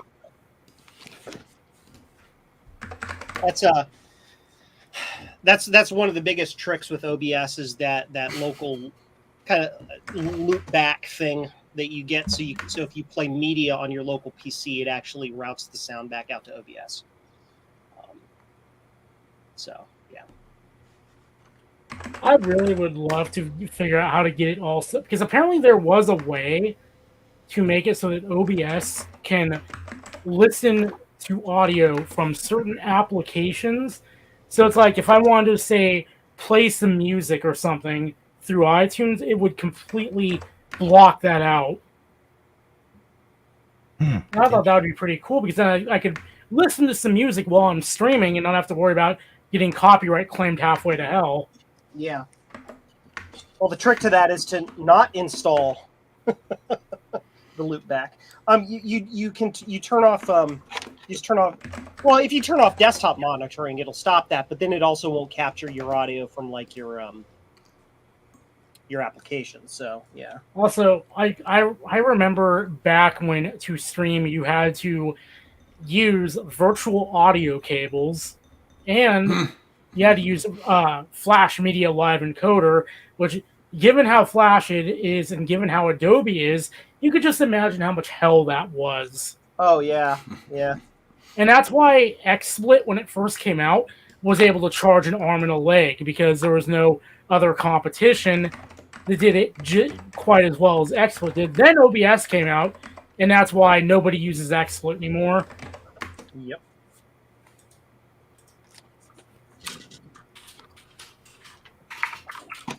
Yeah, I think Josh Malone is talking about the same thing, like VB cable. There's also a very awesome utility for Windows, and it sounds funny, but it's really powerful, called Voice Meter Banana. It allows very fine-tuned control. That is funny. It's very, very nice. I think it's done by the same people. Yeah, it's the same people that do the VB cable. I believe they also have one called Voice Meter Potato, if I remember correctly. Tomato. It's funny, but it's really powerful. And they don't even charge you for it. Like, they pretty much give it to you as shareware. They're like, pay for it if you want. We don't care. Because we're running as a background app and stealing all your data. Are they really? I don't know. Probably not. You're probably already compromised. Yeah, it is Voice Meter Potato. That's beautiful. Potato. Like the old adage, you're recording through a potato. Is that the joke? Probably. Also, Mac OS had something similar called Soundflower, but yeah. I'm pretty sure that's dead now. That died when they switched to 64-bit. I remember it was picked up by, so I believe Rogue Amiga picked it up for a minute. Rogue Amoeba, not Amiga. Rogue Amoeba picked it up for a minute. And they were developing it, then they abandoned it, and it was handed back to the original creator, and I don't know whatever happened to it after that. I wonder. Oh, it's been open too. Why? Music! No music on my stream, please. Thank you. I just burped, sorry. Who's big in Japan? Why no stick to pad? What's going on here? What's this? What's this? I don't know. Huh? There. Okay, and now it's like all the solder. All right. So Garth, how many floppy disks are you going through tonight? Just a few here. These are ones I made about 6 or 7 years ago. Ah, I made copies of my original ones and stuff. I was showing my son how to use a computer, basically, or not.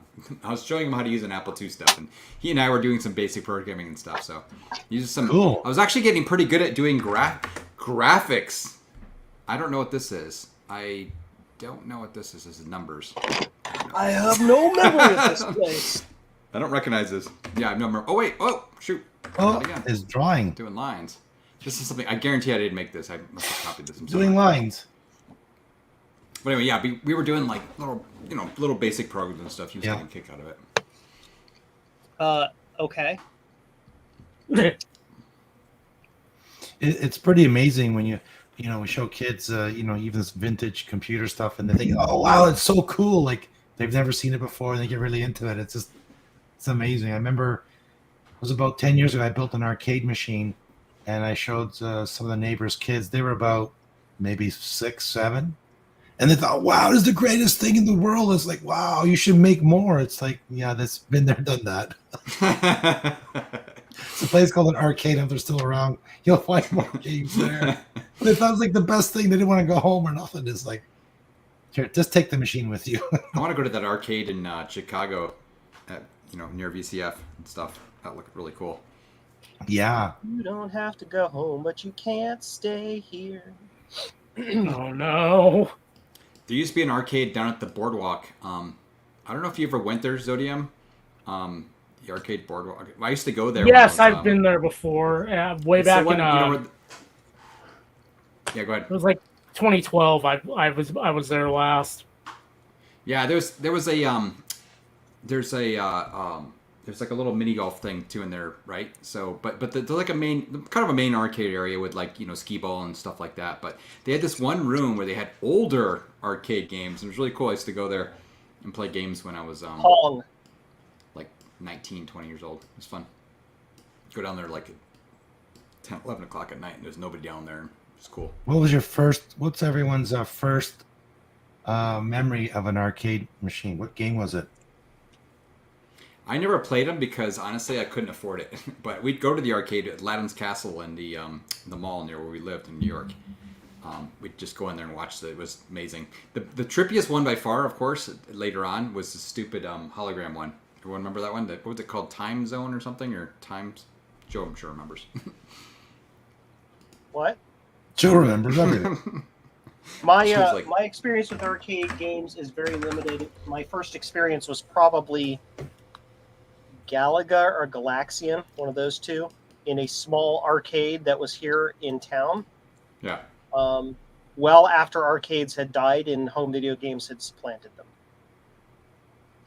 So, Adam's like, when like I it went was to the so arcade, every game was me. insignificant because I had already I had experienced video games at home that it was a non-event.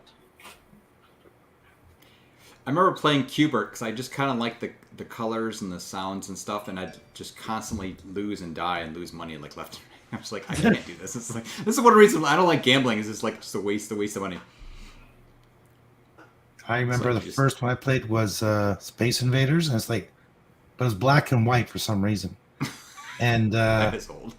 it's like, wow, this is so cool. And we'd go and collect as many quarters we could find and go back at a bowling alley. So in the little back room, you can just play that. Yeah. And what was the other one? Space Invaders and Asteroids.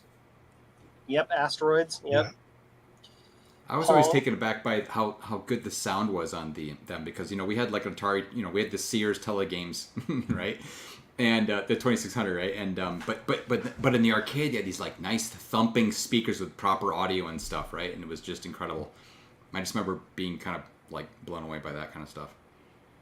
And it's funny because the sound that came out of those or that was generated by those, this is going to show my electronics nerdism here, was actually generated by like 555 timers and stuff. Like just Yeah. the dumbest electronics, just little oscillators. Well, they made the sound real loud so that people would come to them and play, right? Right. It's kind of like Vegas where they pump oxygen in so you can play more. Did they literally increase the oxygen level in the building? Yes. I know that for a fact. Well, I experienced it, maybe 12 years ago, my first time to Vegas. I'm playing and having fun, drinking, and it's like it's 3 o'clock in the morning. I just took my watch because there's no clocks anywhere, and it's 3 o'clock in the morning, and I'm not tired. So I thought, okay, gang, I'm gonna go to bed. I'm gonna try because it's 3 o'clock in the morning. By the time I got to the room, I was done. It's wow. So they must pump oxygen into the casino to keep you going. It's all that nicotine in the air. Yeah. No, there wasn't any. There are people smoking cigars almost next to me, but it would be sucked away so fast that the air was wow, they really, clean all that the air up there big time. But yeah, they must do something. Let's get out of the water.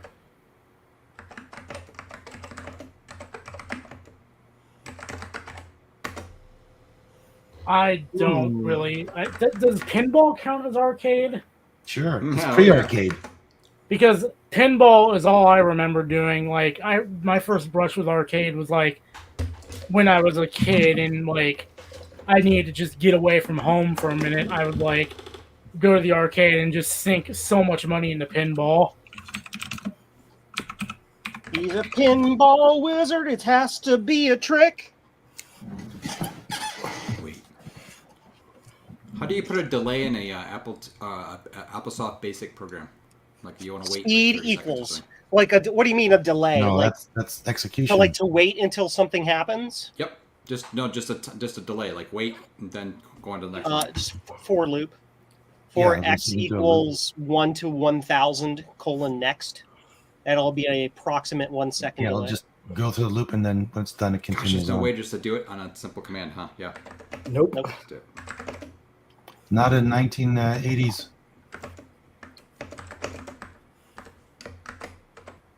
Oops.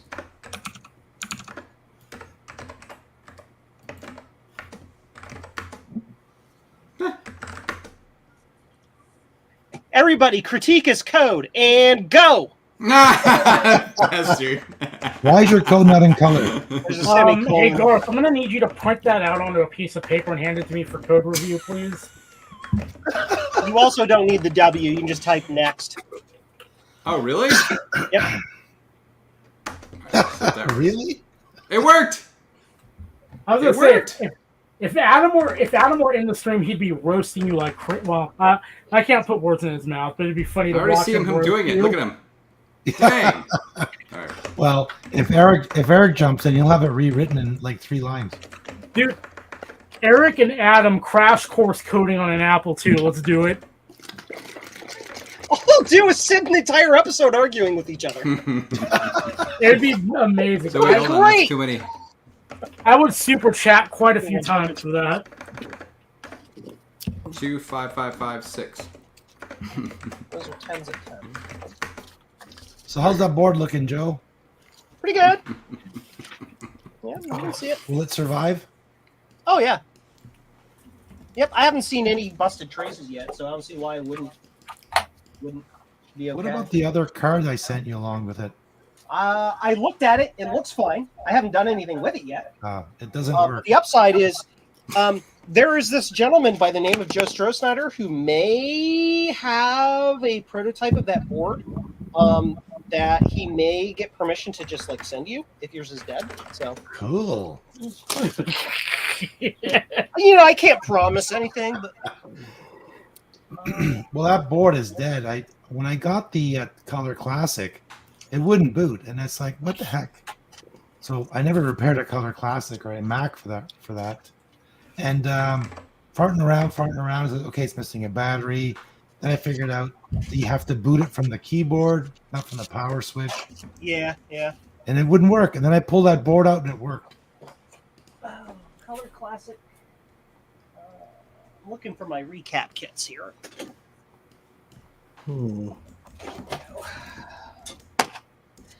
Garth, you have to integrate that with your SAM card. 100s at It talks to you. 63. Sam card. And Yeah, or the Echo card. Have you heard of that? Oh, yeah. Text to speech. Man, when a friend of mine got one, and I went over to his house, and we were playing around with it for like an hour, making it swear and say all kinds of bad things. And we were laughing like no tomorrow. 10 at 16. That's this one right down here. Where'd it go? That's right. Wow, what is this? Hackers only. Hackers only. Wow. Ooh. I love Look it, what 'cause I have like literally no memory of like writing any of these stupid things. So again, it was like about, I think it was in 2015, I think. And I pulled these out and I was like, hey, have you ever seen Apple IIs? And my son's like, he would have been about, how old he been? He would have been about 14, 15. And he was like, oh, cool. And he was actually, he kind of got into them a little bit. And so I set him up for a while. He was just mucking around with them and stuff. So, Nice. but yeah, I don't know. Oh, no. Oh, I installed 10.1. This is bad. No, that's the wrong one. That is Too the fast. wrong one. Are you sure you installed Windows 98? No wonder it works. FTHMY D4G697Q426CQQ3K FTCQ. Thanks, Adam. There's your product key. That's the combination of unmatched luggage. For a minute, I was about to ask if we crashed Joe. That's a My mucked up overly combination secured, right secured matched luggage. At least 1,000 copies of Windows 98 in the world with that product key. Because that was back when it didn't matter. It was all legit. I mean, I was building computers for our company, so I was selling them, and I just used the same key because it's like, I remember this key. I'm not typing in this other thing from this whatever every time. Retro Tech, he's asking if we can ask questions on the stream. I'm going to say no. Well, he can't. Oh, no, he's not. I was going to tell him he could Can ask, ask but- questions. However, is the person who can actually answer them on the stream is not guaranteed.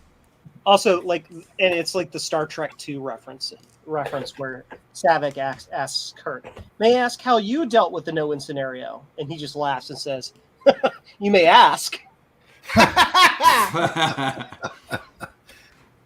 You may ask. how come Garth designed the last Magic Mouse with the charge port on the bottom? Nah. Yeah, that was all me. Garth was like, "This is my parting gift to Apple," kind of like how that Sony exec or the guy, I forget his name, who's considered the father of the PlayStation, was like, "Yeah, I'm gonna drop the PS3 and then I'm out. Bye." Actually, he just asked how Garth. He didn't say which Garth. Because I think actually the Magic Mouse was designed by that really weird Garth Giggle, who thought it would be such the practical joke to put the charge port on the bottom. No, you're all wrong. It was designed by Garth Brooks. Garth You know Brooks. what's funny about that? Hey, can I tell you that? When I worked at Long's, I had a stupid name badge that said, of course, Garth B on it, right? And every person would come along and be like, "Hey, is your name Garth Brooks?" Garth Brooks. Like, oh, yes. Never heard that one Yes. before. And then you can get away with anything because you know they'll come back and be like, "That Garth Brooks sold blah blah blah blah blah blah blah," and you're like, "We don't have an employee here by that name." If this actually boots from USB, I'm going to be impressed. It's not Okay, going so- to. So But Eric if it has does- Eric has on his Mega Drive, Apple, like the Apple IIe stuff, right? And inside that folder, there's a program called ADFS 68K, whatever it is, right? And it's dated for 2004, which is way later. And if you run it, it says, "Buddy, you ain't got no drag manager." What is this? This is like the normal. This is like the normal 2E program. What is Run this? that again. Run it again. I gotta message Eric to say, "It's like, what is this program?" So it's in this extra folder. It's in the image he has. And this is what I sent you, Justin, or image draw. It's inside this thing right here, this one thing. Oh, drag enabler. Ooh, I should try that. Okay, here we're gonna go. Oh, shit. I'll reboot. Don't worry, we'll get this running. I don't even know what it is.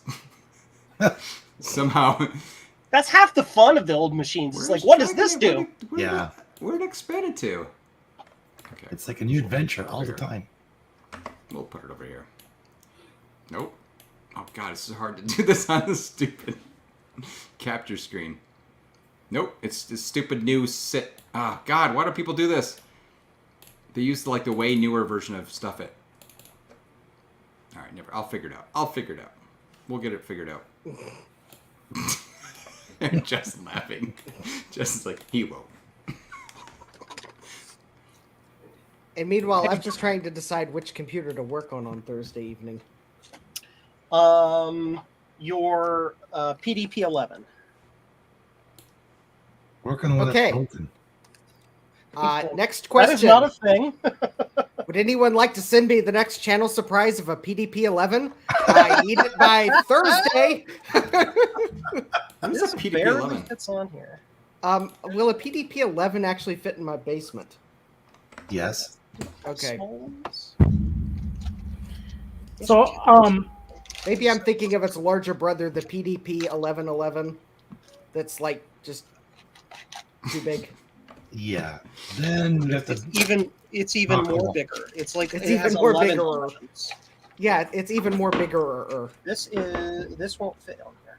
I'm gonna message. I'm gonna message Eric right now and say, "What the heck is this?" Retro Techie wants to know if he can have your PDP-11. Adam has a PDP-11 in storage. Right. Retro Techie Adam, bring that with you. Retro Techie wants me to work on my Ryzen workstation, which I have no work to do on it. So But not your Ryzen workstation, because that's deadly. That's right. Yeah. Don't do that. Or at least wash your hands. It's also illegal. yeah, if I had one of those, I wouldn't be admitting to it.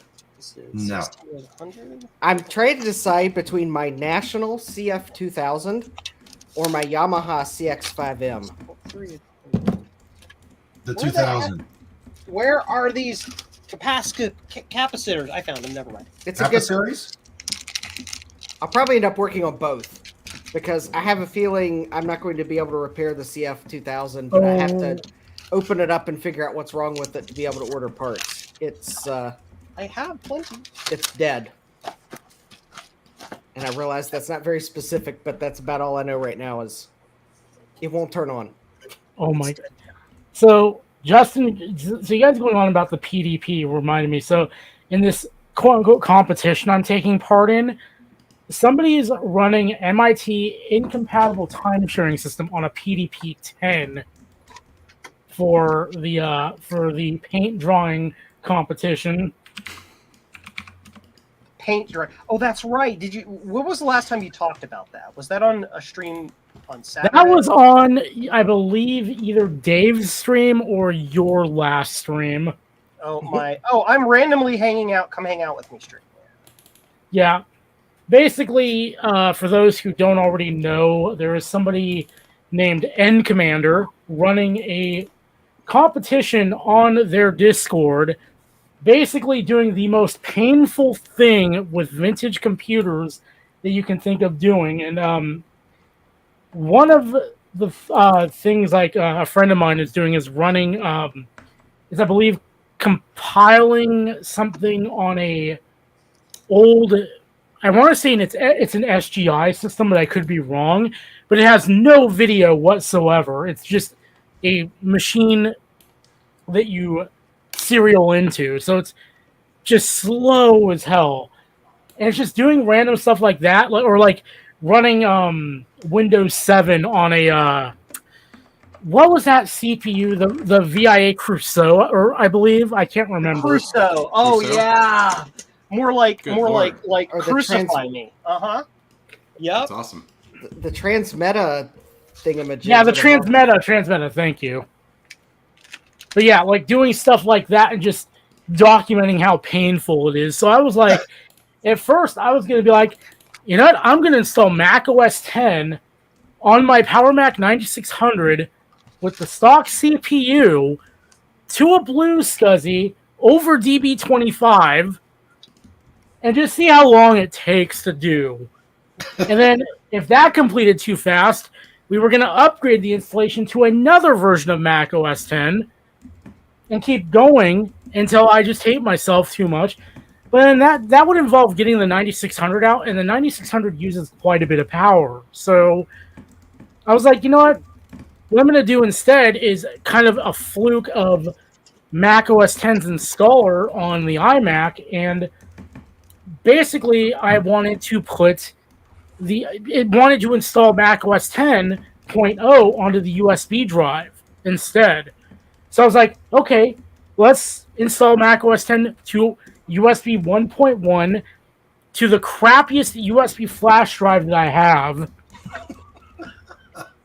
And as you can see, from the desktop rebuilding taking like 10 minutes to do, it is painful. Now, it's never going to boot from that drive, but you know what? I want the experience of installing to it. I have a challenge for you. Oh boy, what? Compile the most modern version of the Linux kernel in a 6502. Ooh. Ooh. Just use it to compile it. I mean, you're not going to run it on the 6502, but man, Maybe you should. I'm sure someone could do that. who was it? Was it Charles Mangan made like an 8088 emulator on the Apple II and it worked? Yes. 8088. That sounds Yeah, painful, but for like the last Kansas Fest or 2 Kansas Fests ago. It's like, and so this functions, and we're like, why? And he's like, I made a Bitcoin miner on the 6502, and you're asking why. I do this kind of thing. All right, now I have an actual 10.0 installer. Ooh, That should everybody want to hopefully see be something good. cool? Look, it's a spider. Look, ooh, creepy. What spider? Oh, What Oh my- the heck? That's awesome. You got a bug there, Joe. Spider-Man. Or technically an arachnid. Wasn't from my house, Joe. get your computers debugged at jcm-1.com. It's fall in Ohio. It's a thing. Well, So Eric already responded. He says he has no idea what that program is.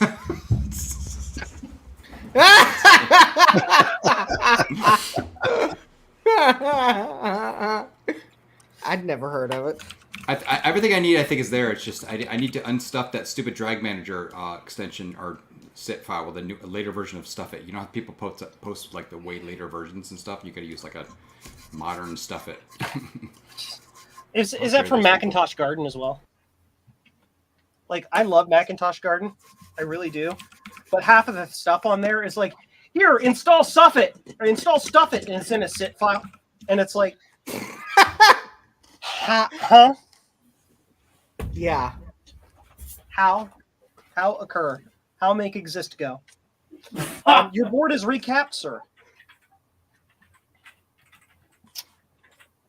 You are done, Rudy. Yay! Winner is you. That was too fast, Joe. Do it again. It only took 2 hours. Only? I'd be there for like 6 months. I don't have a wonderful microscope like you do. It just, yeah. I'm just surprised that shipment got to you so fast. I am too, because the USPS is in holiday mode. Yeah. So like they deprioritize everything that isn't from Amazon. So I don't Yeah, know. that sounds about right. I am Yeah, pretty, my life's about to be a living hell, then, isn't it? Even though they also charge you more to ship anything now until like January. Yep. PSA: if you don't already use them, use pirate ship. Arg, matey! What's a pirate's favorite letter in the alphabet? Arg. It's the letter C. Oh, Like SEA. yeah. Rudy. Like the Yeah. file extension, Don't Garth put your name really down, sir. really was hoping that drag manager would be in so he didn't have to install another version of Stuff It. Sorry, Joe. I missed what you were saying. What? I missed what you were saying. I say don't quit your day job. Ah, well, too late. Oh no! I Uh, just built up in chat and like, N Commander's channel in Discord is basically computing BTS. You're not wrong. You're not wrong. Oh, nice. Delicious. All right, Alright. Bob Darlington's asking, what's another name for pirate treasure? What? I don't know. Oh, Booty! Eric's Edge replies, Thingamabooty. Oh man. You know, you gotta say it right.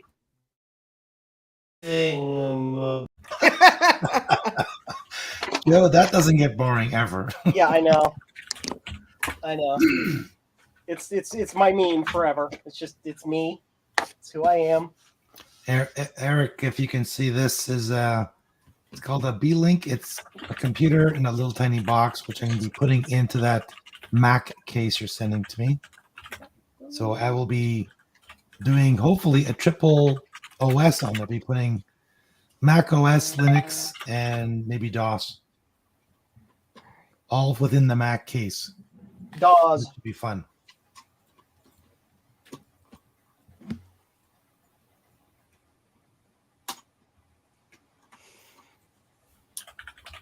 So what's next, Joe? You going to work on this SCSI card? Well, first I need to get this plugged in and put in the machine to make sure it actually functions. Ah, come on, have faith it works. Just ship it back. But even then, yeah, no. No. Nope. Not doing it. You saw how meticulous I was. I make sure I do things right. That's why I send it to you. Overdo stuff because I'm so forgetful. I like do things more than once. That's why I send it to you. Do it right twice. We do it right because we do it twice. Yep.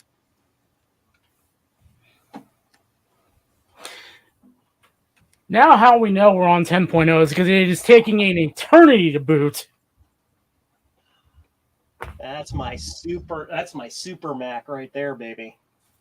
575 overclocked to 44 megahertz with an Apple IIe card, baby. All right, I'm going to need you to say all that again, but to the tune of Holla Back Girl. That's my Super Mac. That would require me to know that song, which is not a thing that is a thing. So, Garth, buy Park Place. Park Place. Is Garth tormenting himself with Monopoly? Yes, he is. Monopoly. I need keyboard. Am I still muted? There you go. Yes. This game, all you have to do is hit return, and then you just win.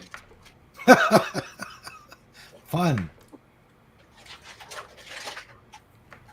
I've already cheated. I literally own all the properties in this game. No. Oops. No.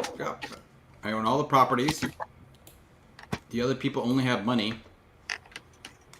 And then every once in a while, when they get low on money, I just give them a little bit of money. I trade them for something for money. I give them something for money, whatever. And then, give them money so I can win it back from them.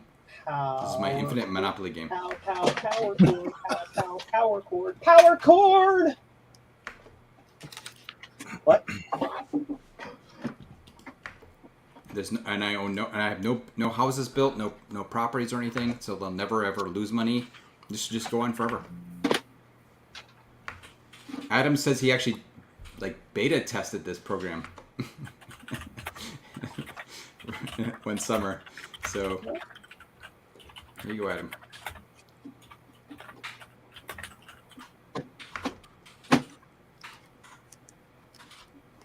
Tom just picked up an Atari Lover's collection of machines and drives peripherals. Okay. Color Classic, does it require or not? Yeah. Color Classic, does it require a battery to boot? No, it doesn't. I don't think so. First off, let me check my chassis to make sure my chassis is fine. And use my Color Classic. Because it's not turning on, which usually indicates a problem with the Eagle CUDA chip in the upper right corner. CUDA Matata? What? The CUDA Matata chip? Yes. Hakuna Matata.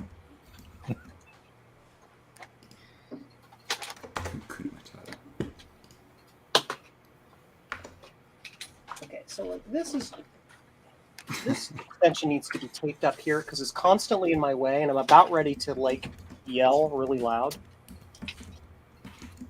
All right, this is definitely 10.0. Okay, we are good. Go up here in a minute. Woohoo! Woohoo! Go on, take the money and run. Well, that's Agent Polo Scully. That's plugged in. That's plugged in all the way. Plugged in all the way. Look, power switch. I like pain. Wow, an original Zork 1 floppy. Cool. Yeah, my board works. Okay, what was everyone's first interactive fiction game?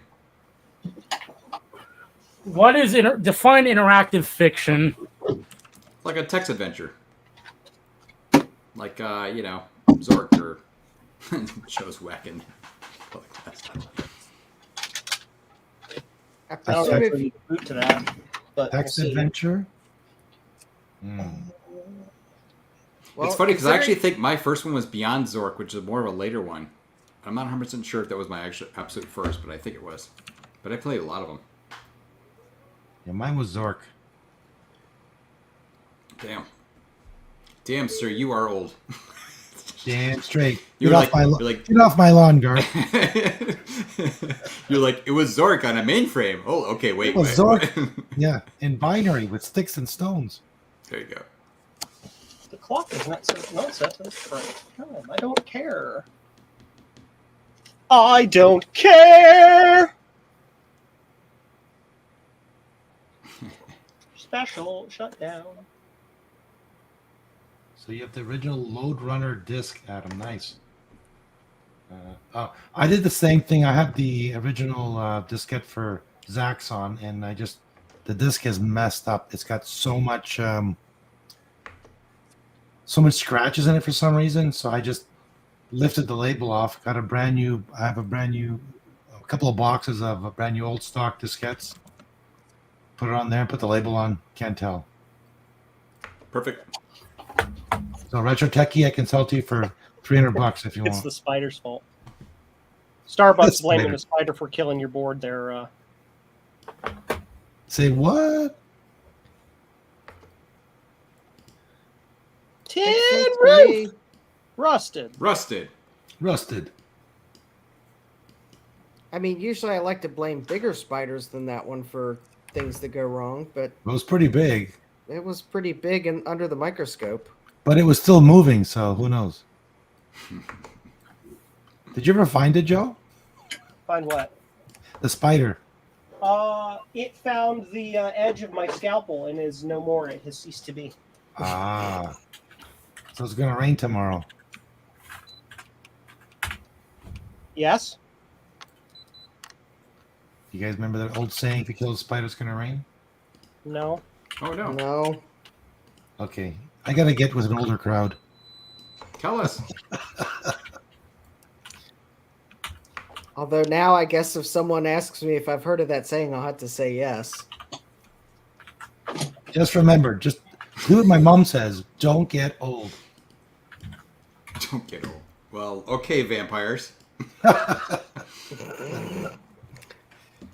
the question is Yeah, Starbucket's going to rain in Florida for sure. Yeah. this good?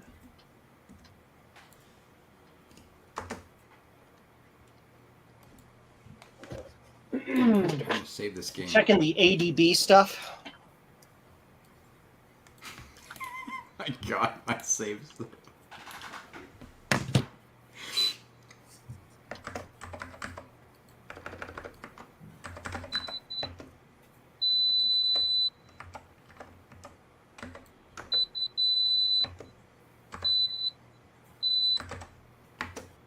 All right, Eric's going to be doing a Pascal Fortran programming by the seat of his pants Cool. tomorrow.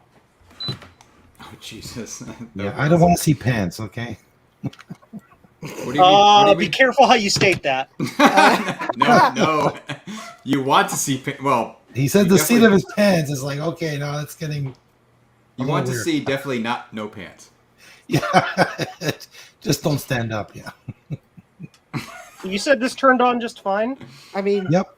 I If done Eric broke wants- it, apparently. Boot up the hard drive that was in it. if Eric wants to stream in his kilt, more power to him. Sure. There you go. More air too. That's awesome, Adam. Adam worked at Virgin briefly as a beta tester, apparently.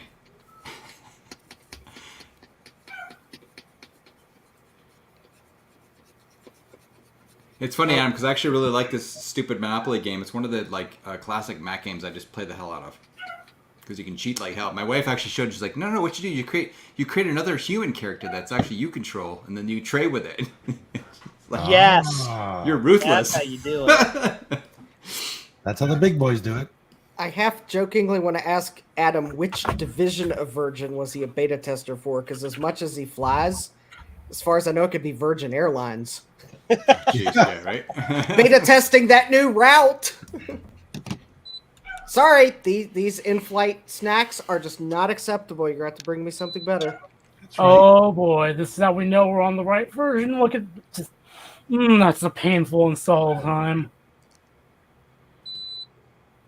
Joe, just an FYI, Wait, hold on. I haven't turned on that Color Classic in about 6 months, so who knows? Yeah, something may have happened in the interim.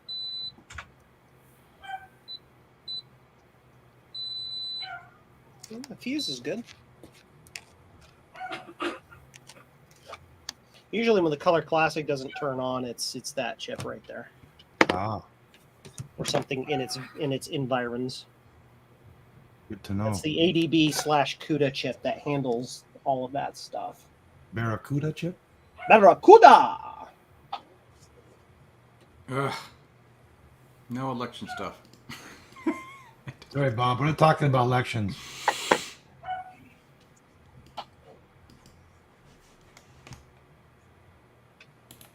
Make sure that these are oriented the correct direction. Yeah. Yep. Yep. Yep. Yep. Okay. Now I'm going to check and make sure I don't have shorts. Well, you better have at least pants. Khakis. Guys, is that Prince of Persia? Yes. These Nice. should be shorted. Or not. Nope. Yeah, when I played that game, I was like, wow. I played it for like 4 hours straight. I couldn't stop it. Yeah. Same thing with that game and Captain Goodnight. I just couldn't put those down. Yeah. You ever play that Yeah, game? Prince of Persia is such a cool game.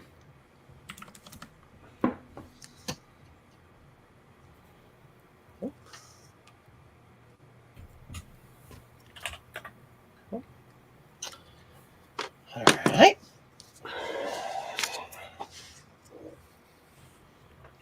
I was going to recap one of my boards tonight, but I said, not tonight. I got a headache. Which board? Is it the one that's on my bench? No, It was it's a- my K Pro 2. Ooh. It needs recapping. I got some of the caps have a little bit of white films on them, so it's like, yeah, they got to come out, all of them. But which K Pro 2? Is it the one with the Roman numerals Roman or numeral the 2, number yes. or the? Yeah, they're all messed up name wise. I don't know. Yeah, I'm joking. I don't know if there's more than one K Pro 2, but Yes, there is There a K are. Pro number 2 and a K Pro Roman number 2. oh, okay. Then So the I K was Pro 1 came out after the K Pro 2. It's not confusing at all. The K-Pro numbering system is much like the Xbox numbering system. You got your Xbox, your 360, your X, your SX, the 362 Part 7. I don't even know. Zodium probably knows better than I do. The same idea though. Hang on. He's like, you said my name? Oh, my daughter just texted me. Guess what she said to me? Hi, Dad. This is what she said to me. She said, "Finish Starship Titanic." I sent a message to Joe's Discord that Just to see, just so you guys should see it.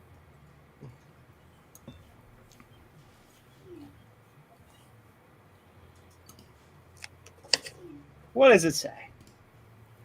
I'm trying to summon someone who actually knows what they're talking about. Oh yeah.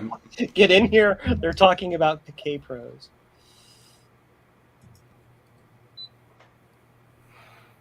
Technically, he should be getting in here anyway because I'm installing technically a form of BSD. Yes. Did anyone else ever play the Starship Titanic game? I don't even know what it is, so no. Me neither. Never heard of it. Is that where you crash into an errant meteor and you like sink into the darkness of space? It was a game for like PCs and Macs, made by Douglas Adams, and kind of a little bit of like Myst, but you know, an adventure game, whatever, more of a modern adventure game with point and click and stuff, and it was ridiculous, it was crazy, but it was funny. It had some really stupid, weird puzzles in it. Why is this paused? Oh. Why you no go? Why you no go? Go home. E.T. Playable. Down home. Oh, where's my heat shield? Here it is. All right, hot air gun's coming out. Uh-oh, what'd you find? I haven't found anything yet. That's why the hot air gun's coming out, so I can find it. Ah. Aha. Oh, there's terrible controls in here. Oh my god, you cannot play this. You cannot play this on the keyboard. Impossible. What, Prince of Persia? You can't play on the keyboard? Come on. On this keyboard, you cannot. It's Maybe 'cause not the that controls. keyboard. The keys are like, okay, can I do it? Maybe. Okay. I need Nope. a foldy thing. Steady. Steady. Stay on target. Stay on target. YOLO. Jeez, it's gonna fall. That's no way. Okay. But she Oh, said man. there was no way. Oh, I blame Rudy. of course. I need my insulator. Stand by. Where go? Where to make happen occur go? Justin, how's your thumbnails? Thanks for this. File Okay. insulator. Here we go. Well, at the moment, I am working on the picture of the computer and masking out the background, Beautiful. where I use Adobe's tool to auto mask, and then I sit here for the next 30 to 60 minutes and fix everywhere where it didn't quite work the way I wanted it to. Fun. Wow. Exodium, has that bar moved at all this time? Up, it just did. It just did. I You're thought it would magical. close it for some reason. It's It's like hilarious. it's been sitting there forever.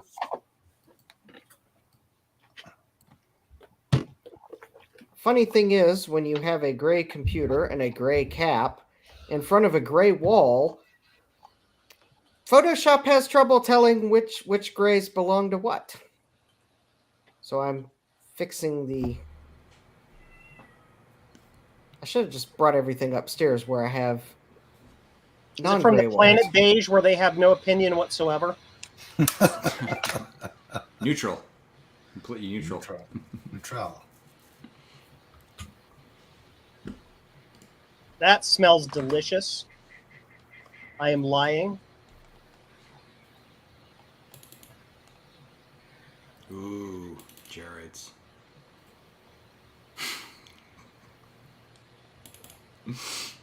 I think we knew you were lying, Joe, because you're using hot air and it probably smells like fish. Dude, it's like Gordon's up in here. Okay, if Technicolor was a smell, you would have it. Yes. trust the Gordon's fisherman. Oh, jeez. These pads pads and traces look fine to me, but Gordon's check new. it anyway. It's not turning on. You gotta check it. Gordon's new classic Mac. Items. They're in your grocer's freezer section. Yeah, they're pretty grosser.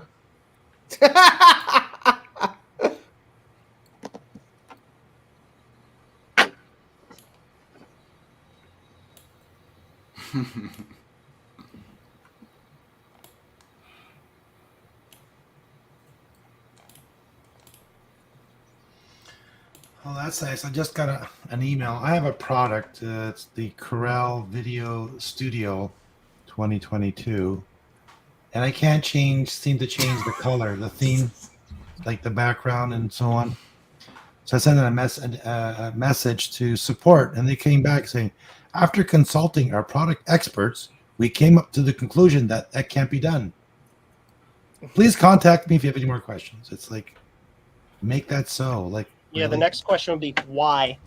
Yeah.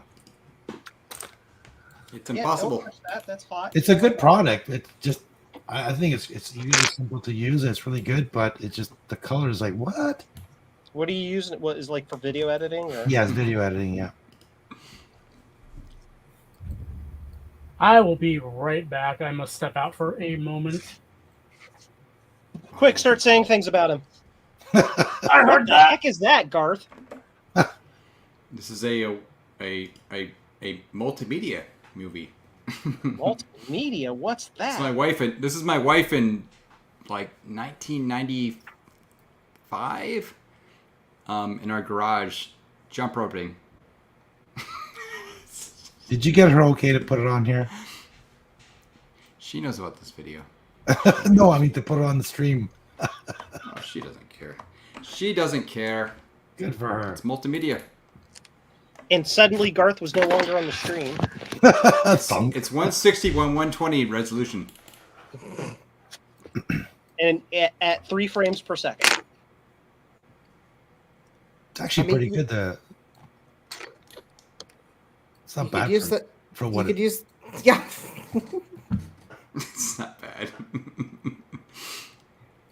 Look Yeah, at you that. could use that wonderful software Linus Tech Tips looked at to upscale video. I know, right? That would be scary. So this is actually a video I have on my channel. It's called Mountain Dew Cinepack. This is the original file that I captured on my Quadra 630 off of cable TV using the AV input card, and I encoded it in Cinepack. And this is it right here. And it's all choppy here, of course, but I then re-encoded it into H.264 and uploaded it to YouTube like about, I don't know, 5, 6, 7 years ago or something. It's a commercial for Mountain Dew Cinepack, or Mountain Dew. Mountain Dew Cinepack. Yes. I'm just in a pack. Mountain Dew is, the little known collaboration with Mountain Dew and Cinepack. It was a 90s video or a commercial for Mountain Dew. Anyway. For fondue? Mountain Dew was like an edgy drink back in the day. Well, if you have a can from back in the day, drink it now, be a little edgy, yeah. Yeah, it'd definitely be edgy. A little flat, but edgy.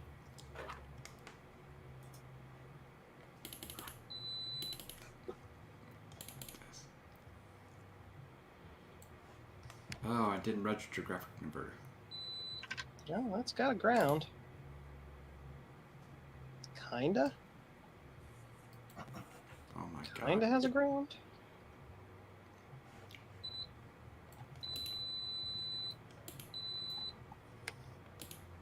Well, computers usually prefer it more when they have grounds instead of kinda grounds. That's true.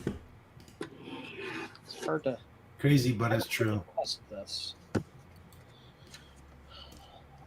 Well, we'll get to do board flippy stuff. Stand by.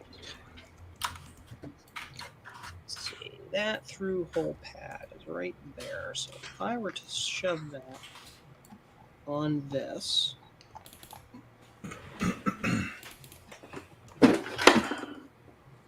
And then test that. Yeah, it's got contact. I mean, barely, but it does. What? Jeremy, this is the connector I need for the power supply I need for my board. Ooh, itchy. Itchy. I believe it's this standard AT. I gotta run, everyone. Thank you. Bye, There you go. Garth! Bye, Garth. Thanks, See you later, man. Garth. Take care. Thanks for the fun.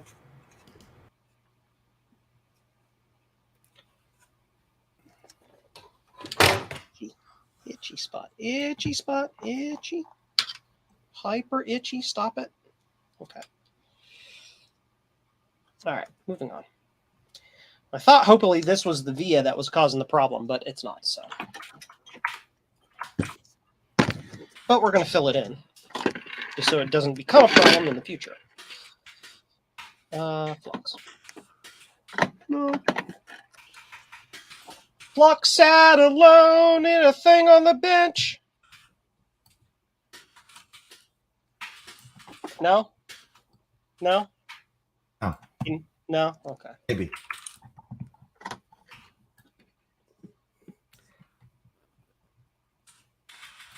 No, I'm still working on details that no one will probably really notice in the thumbnail. But you knew it was there. But I'll know it's there if I don't fix it. Although some of the things I'm fixing would be noticeable, but there we go. Let me see if I can't, just if anyone's curious. Let's see. Share. Come on, Justin, share. Let's take a look. Hold on. Got to pick the correct window. There we go. If anyone's curious what I'm working on. So there we go. Let's see those tool images. I mean, Oh, I need to click the button. Oh, yeah. Joe needs to click the button. clickety click. Neat. Oh, national. Yeah. So this, I think, is going to be the computer I'm going to work on Thursday. I love it. This is the National CF2000. I think my hat is. Oh, nope. No, actually, I think my hat is covering one of the logos that would be up here on it, or the 2 cartridge slots would give it away. This is an MSX computer. I was going to say, what format was that? Yeah. This is MSX. If you're seeing the keyboard and thinking that there looks like there's some extra symbols on the top of the keys, you would be correct. This is a Japanese MSX computer. And unfortunately, I'll stop sharing there. Unfortunately, something's wrong with it, and I don't know what. So I guess last time I used it louder. Yeah, I need to yell out louder.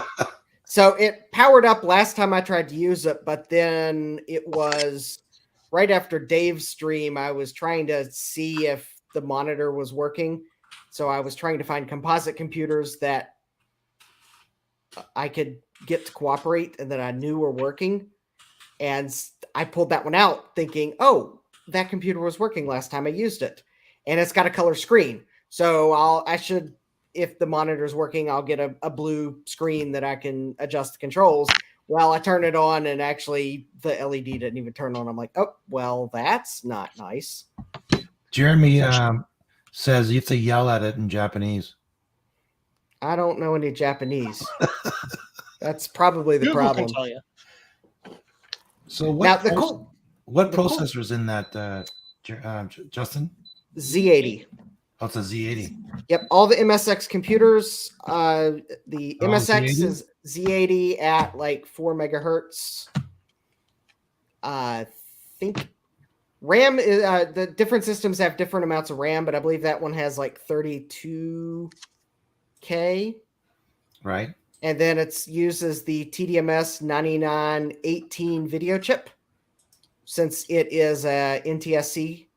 Because that is the one nice thing about that being the Japanese MSX computer. Japan also uses the NTSC video standard, more or less. The only real difference between Japanese NTSC and North American NTSC is the black level. Yep. So black I can level play. on NTSC is actually like 0 volts. Yep. Yes. I thought the difference would be the language, but what do I know? Actually, it can use the kanji, so it does have the kanji ROMs. And the only reason I really bought that computer is because I bought a game that is a Japanese. The game is called Exciting Baseball. It's apparently a Japanese game, and it won't run on my Yamaha CX-5M because the only ones I have are the US model and one Canadian model, neither of which have kanji ROMs. Oh. This game apparently is in Japanese, so it won't run on those computers.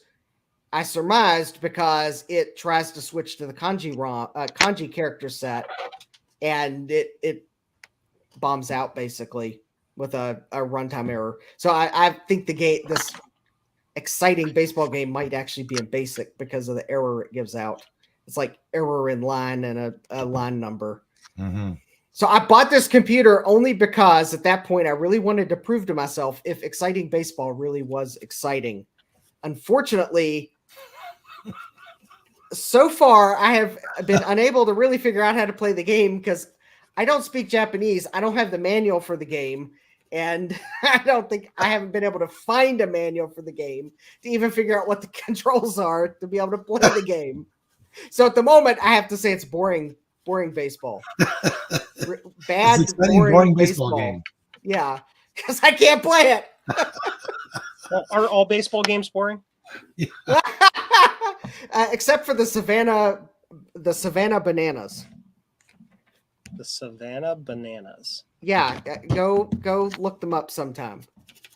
All other baseball is boring compared to the Savannah Bananas. You should give it to Jeremy. Jeremy knows Japanese, looks like. Well, I don't know what I'm going to do with the computer. First, I'm going to see if I can get it running, because then I'd like to maybe someday figure out if Exciting Baseball is exciting. It might make for a good video. Of course, it might make for a horrible video because I can't speak Japanese. But turning Japanese, yes, I'm turning Japanese, and I think so. Da-na-na-na-na-na-na.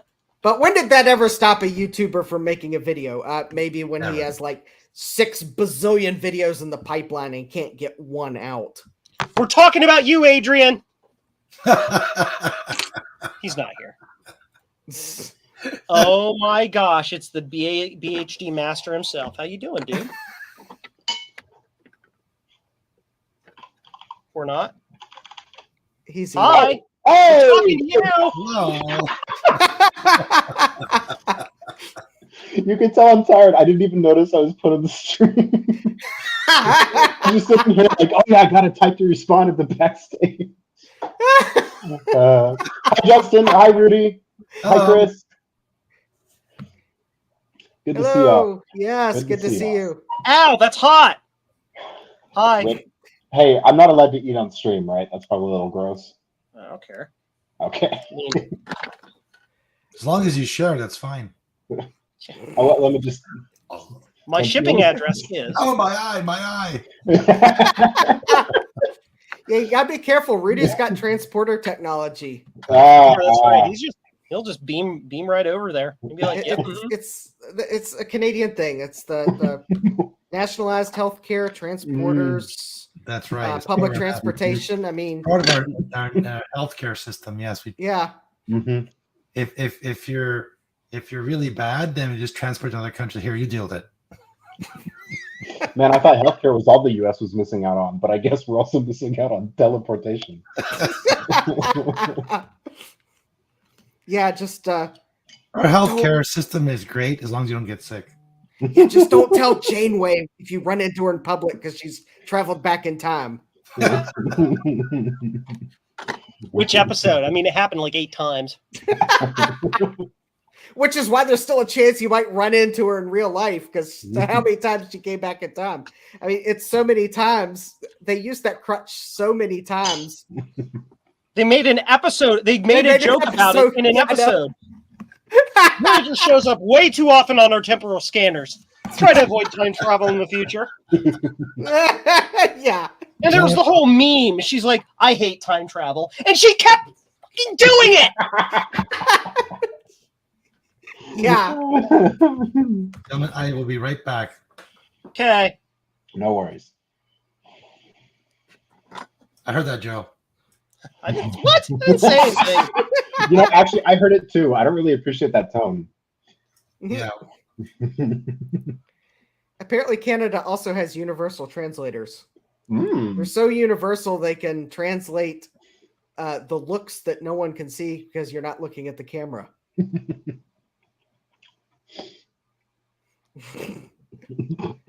I think right now the universal translator is translating how much fun you're having desoldering solder from that chip. Mhm. Yes. Yeah. Hey, what does that putty smell like when it gets hot? I've always wondered. Nothing. Nothing. Okay, good. Because it instantly sears your nasal nerves and you can't smell anything. Is it COVID or putty? You don't know. Seriously, it doesn't have any smell at all. Okay.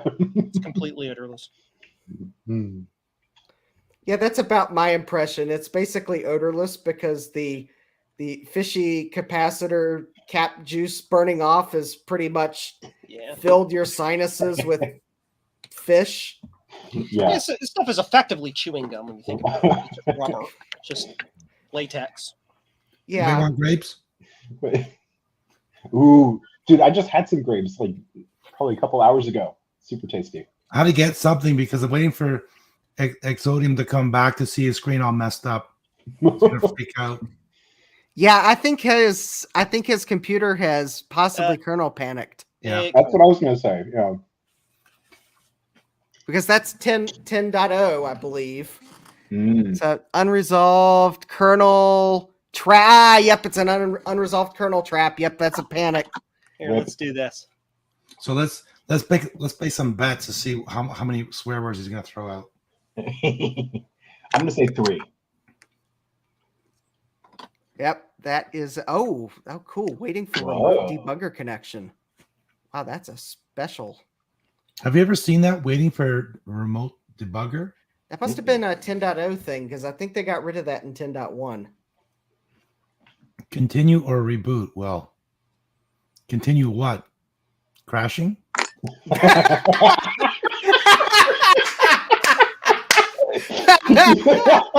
You've successfully paused the train wreck. Continue. Continue or reboot? Yeah. It's like back in the day when I was administrator and when playing around. We start playing with Windows NT and it crashes. Says contact your network administrator. I go, well, I am the network administrator. Who am I supposed to talk to now? Like, come on. I want him to press C. I want to see what happens. It's really interesting that it crashes like this because this looks like what happens when a kernel panic happens on like BSD systems and I think some Linux systems too. It just overwrites X and is like, okay, we're done. Yeah. Put it all on screen. But why do they call it a panic? Should be the user At the disco. Oh wait. Well, no, usually it's called a panic because usually the first word is panic. It's describing what it's expecting you to do. Yeah, it's like, ah! It's describing what you're gonna do when you see the screen. Mm-hmm, mm-hmm. Panic. Ah! Because every time I've seen it, just like I think sometimes I've called I think I've seen the Windows blue screen of death called the oops screen because I think in some versions of Windows, it actually in the log, it says oops. Oops. I don't know that it says oops on the screen, but it says oops in the log. When you go back to the Windows log and look at it, oops is in the log. I love that. They're also called bug checks. If Yes, bug checks. in other versions of Windows, it's a bug check. If you ever have a blue screen of death and you want to go back in the Windows log and see what it was afterwards, you're looking for a bug check entry or an oops entry, depending on what the version of Windows is. Like right. BUNT or BUNDT, like a cake. Yep. Bunt. Weird. No, bug check. BUG. Bug check. Oh, bump truck. Yeah. Like Joe did tonight. I mean, if you have a really, really, really serious error with your Windows Windows oven, then it might be a bunt check. But No, that was when he was playing that baseball game, Justin. That's what happens in that baseball game. A super awesome baseball game. Yeah. Seriously, I wish I could. I think I got the cartridge downstairs. It's because I would show it off just to show you why I fell for it, but I think the cartridge is downstairs. Well, gentlemen, it's time for me to blast off, so I'm going to say goodnight. Okay. And Joe, my apologies. That's fun. I'm enjoying this. My apologies. It worked when you sent it to me, so you know. No, it worked like 6 months ago when the last time I tested it. Oh, But Yeah. maybe the mailman dropped it or something. Who knows? Yeah. Nah, it's fine. I'll figure it out. I always do. I'm Thanks sure for you stopping will. by, Rudy. Take care, Yeah. folks. Have a Take it good easy. one. Be safe. Hi, Rudy. How do I leave? No. How do I leave? Very carefully. I heard And that, if- Joe. And if Joe doesn't figure it out, Rudy's will just get his board back with googly eyes on it. It has been known to happen. Sorry. Now I ran think out of I hear capacitors, Rudy- but I can't- And now I think I hear Rudy rejoining just to say, I heard that. Oh, he does that on Retro Repair Roundup all the time. Yeah, I know.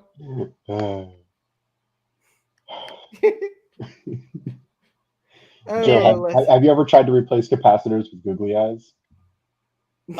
Yes, but it doesn't work very well. What? I mean, they stick really good, but Uh-huh. the sound doesn't end up working when you're done. I'm not quite sure why, but I just got a picture of a Yes, Justin, yes. Woo! party has started. Apparently. Where did you get those? I need a pair. Amazon. Mm. If I can convince, I'll try to convince Joe to put an affiliate link in the. Hold on. Let me, Joe. I'm gonna put in the private chat the non-affiliate link to those, and then you can affiliate linkify them. Because I'll 100% buy a pair, and then next Halloween I'll go as a Joe creation. That's funny. Oh, my back's starting to hurt. I've been sitting in this chair for too long. Yes, if you want your very own pair, hopefully Joe will turn that into an affiliate link. They also have a 3-pack of them, which is a slightly better deal than the 1-pack, but Jeez, that every time. Okay, so like, well, apparently they got Retro Techie to be the model of the googly eyes. Because we do, his head is big, We love you, Retro Techie. Anyway. Yeah. So. I mean, it says it right there. One size fits most adult or children above 6 years old. So. Well, I mean, they there's your link to those crazy glasses, everybody. So if you want a pair of crazy glasses, that's the affiliate link, right? Google. I mean, or you could get the 3-pair, which is only like $3 more, and then give them out to people. Joe just wants more money, so yeah, buy the $10 pair. Of course, I want more money. You kidding me? I got to keep the power onto my 3D printer somehow. So anyway, I'm actually going to buy one of these. We'll get this this chip put back on here in a minute, and boop. All right. We're just fixing the things. I love that Chris messaged me. It was like, "Get in here! They're talking about K-Pros," and 30 minutes later, he's just gone. Yeah. Because he thinks No, we were- his install is going, I believe. We were talking about like K-Pro's dumb numbering scheme. It's like there's 2 different versions of the K-Pro 2, yeah. and the K-Pro 1 was the last K-Pro ever. I think there's also 2 K Pro 4s, which is pretty cool. It's just like, why? I think mine, my original one is actually like a weird Frankenstein of like both K Pro 4s, the 83 version and the 84 version, because it has a Z80A processor, but it doesn't have the built-in modem. So that's how I know it's not the 84 one, but then it has parts from the 83. I don't know. Oh yeah. My K-Pro 2, mine's a K-Pro 1.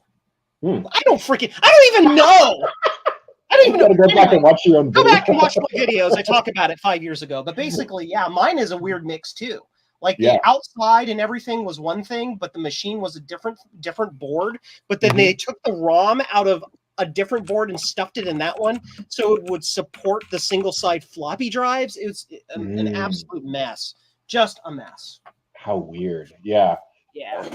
But I wonder. I mean, it worked. So it's Yeah. like, Is that a feature of like CPM and how they like made it, interoperable? Or because I remember you talked about the ROMs are like super specific to the hardware. Yeah, because the ROMs have the entry points to the different hardware, and then the CPM BIOS is programmed to know what those entry points are, so they have to match. Okay. And so what happened, I think, is that like this machine got some sort of something. It had a repair somewhere in its past. And in order to make things match, they hackadoodled a couple like spare systems together or something to that effect. Where is my... I have a bright pink colored power cable that I can't find on my bench. Anyway, go ahead. You guys can't see anything. Do you see it? Bright pink power cable? Top right-ish looks something pink, but it might be red. That? Yeah. No, that's my helping hands. Okay. There it is. It's under... Beautiful. Well, there's this first curse. Yeah. What? Wait, I cursed? No. Zodium.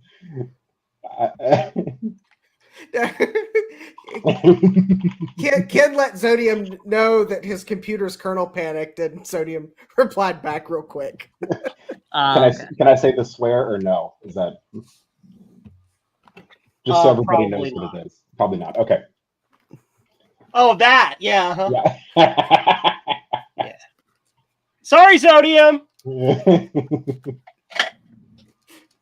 guess that answers the question. No, you can't install it from USB 1 to USB 1. Wait, is that what was happening? Yeah, he's engaging in this contest called the Watching the Paint Dry contest, where you try to get a computer do the slowest thing you could possibly do, but it's still actually like a viable thing. So his thing is he's using a USB 1 stick to install Mac OS 10.0 onto a USB 1 stick or something like that. Yeah. And it was kind of working sort of, but yeah. Until it wasn't. Okay. Waiting for memory access exception. Wait, is the USB stick bigger than the amount of memory and so it just ran out of space? Could have been. Who knows? I don't know. He did have a problem at the beginning where like he imaged it, or the disk he was trying to install to was 64 gigs, but because OS X doesn't like it being installed past 8 gigs, it's like I can't see the operating system drive. So he had to partition it. God. So I don't know. Yeah, there's not enough data there for a human to tell what process had the memory access exception. You can't read hexadecimal bytes, Justin. What's wrong with you? Well, the problem is those processes. If I would spin up an OS 10.0 system right now running the installer, those numbers would be different on my system.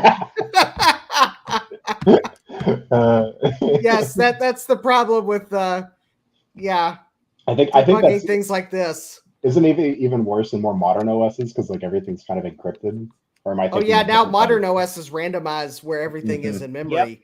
I mean, at least in this case, some of those things may actually, if I would spin up an identical computer, some of those things may actually be in the same memory location. Or at least like in Because- the same range, like a couple Or in the bytes same off or range, something. right? Yeah. It would depend on, are they OS components that it was always loading in about the same place, or if it had something to do with Zodium's specific setup. Yeah, Right. gotcha. Right.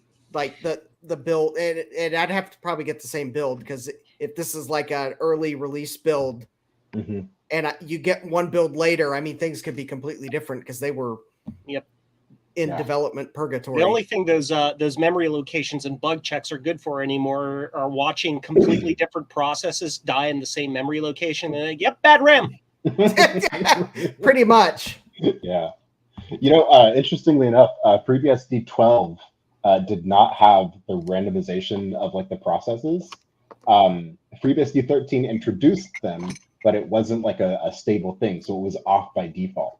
I think in 14 they actually started getting them up to speed and like running correctly and stuff. But you had to like disable some stuff in Firefox. Firefox wouldn't play nice with them. Yeah, it was a whole thing. Super cool though. I love that in a lot of the BSDs you can actually get into the file and like tinkle. You can piss around with all that stuff. That's not a swear, right, Joe? Sorry. What? I didn't hear anything. Okay, cool. I didn't just burn myself on ultraviolet LEDs. What are you talking about? LEDs don't give off heat. Well, as long as you don't draw blood, otherwise this is a Rutke Mods live stream. These LEDs are way overdriven Ah, to make an LED curing lamp for my for that stuff. gotcha. Yeah. Oh, that's what that is. Is that clear nail polish, or is that like an actual It's cover? it's this stuff. It's green solder mask. Oh, that's cool. Yep. Engineer Green's UV Cure solder mask. Mm-hmm. Yep.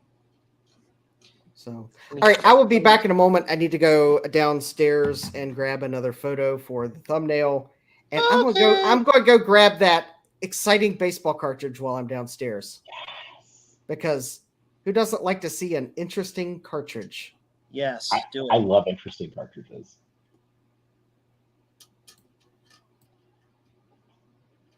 Do.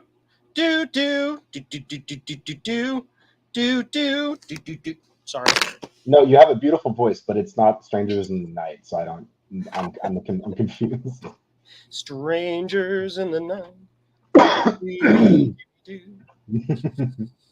Yes. All right, so I'm actually fascinated to watch you do this because I've never soldered on a chip like that. I've only done capacitors and some stuff like that. Surface mounts its own little world. Mhm. Flux is basically the key. Flux is the key to doing it. Because it helps the solder go exactly where it needs to and not go where it doesn't need to. Yeah, that's so I learned that, but I've been using like the weird like resin stuff. It's like wax or something. Yeah.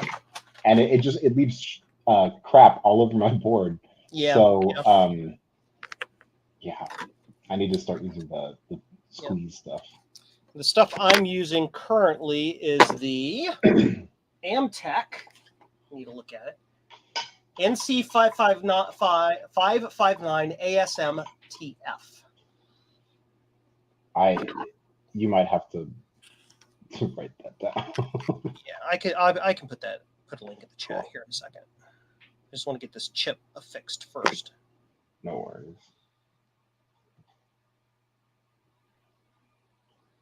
Can I get it aligned here?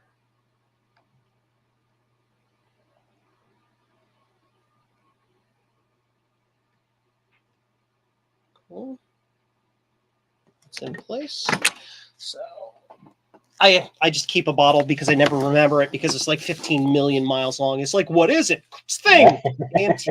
AM Tech NC-559-ASM-TF. Okay. That's my favorite. TF for Techie Flux. smells curiously like bacon fat. Oh, interesting. It's got this kind Mine of like smells kind of sweet. weird fatty smell. Yeah. Huh.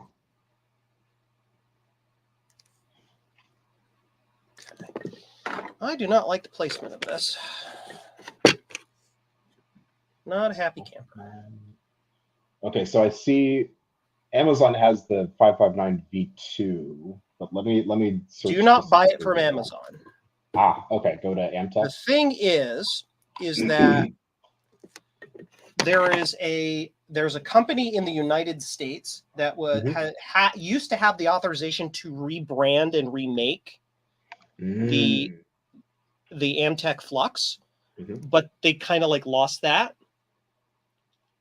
And so then what happened is they were making a flux that was one kind, or was labeled as one kind, but was a different kind. So you don't, if you buy it from Amazon, you don't actually know what you're getting. Let's see. Okay, where do you buy it? Directly from their website. Okay.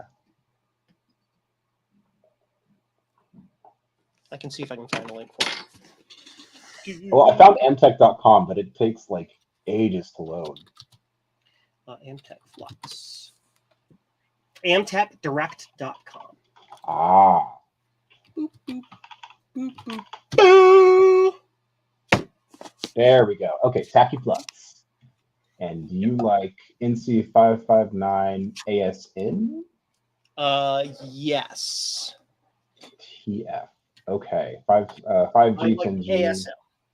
The T3 is the new hotness that everybody likes, because it kind of smells like, people say it smells like bubble gum. I say it smells like Swisher Sweets scented cigarello things.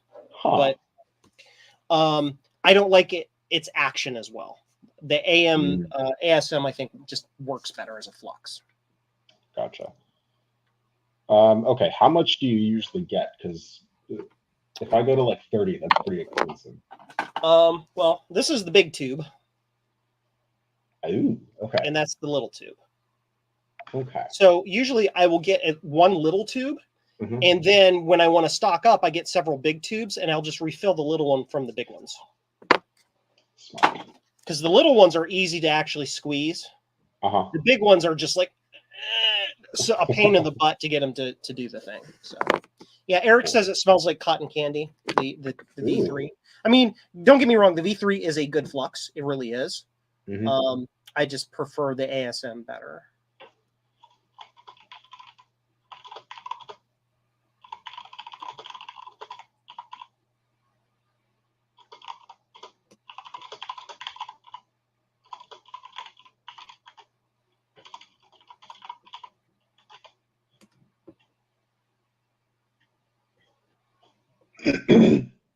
Yeah.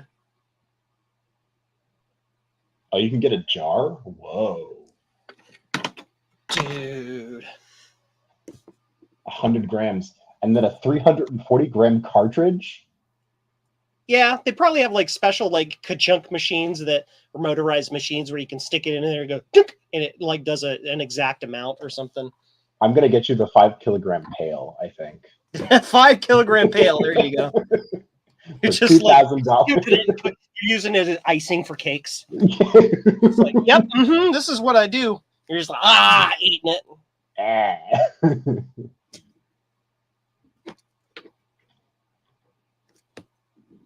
It's the new fondant. Disgusting. Okay. I'm gonna grab one of these and bookmark it.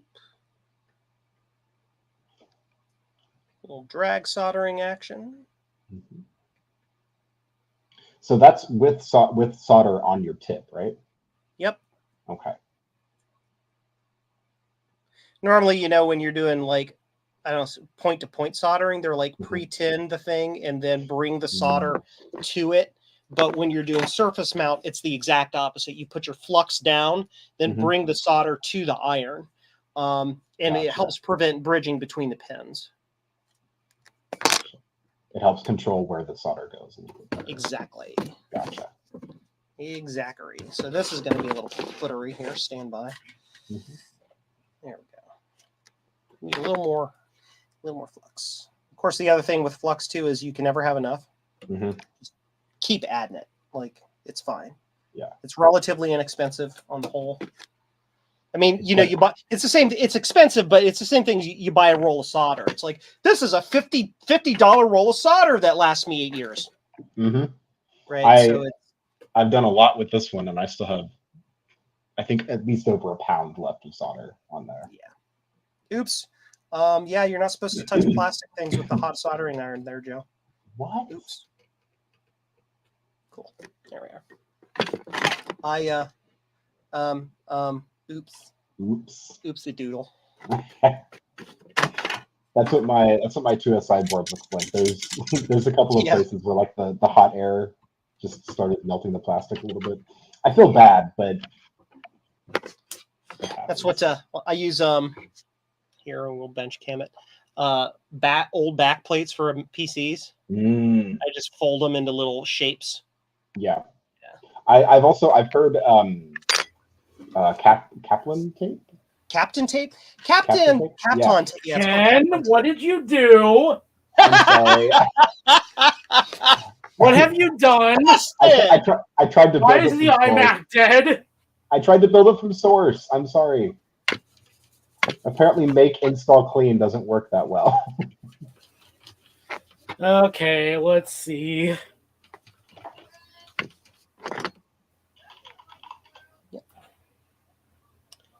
There you go. Nice, pretty solder joints. All Much right. prettier than I would before. I love that. Now I don't know how to force restart an iMac. So this is gonna be fun. Wait, does R not work? Oh, okay. Okay then. Cool. He was supposed to say type C to see what would happen. Yeah. Well, if it happens again. Well, this is 10.0, so it's gonna break probably. Yeah, like another somebody from the End Commander Discord was like, messaged me like your iMac died.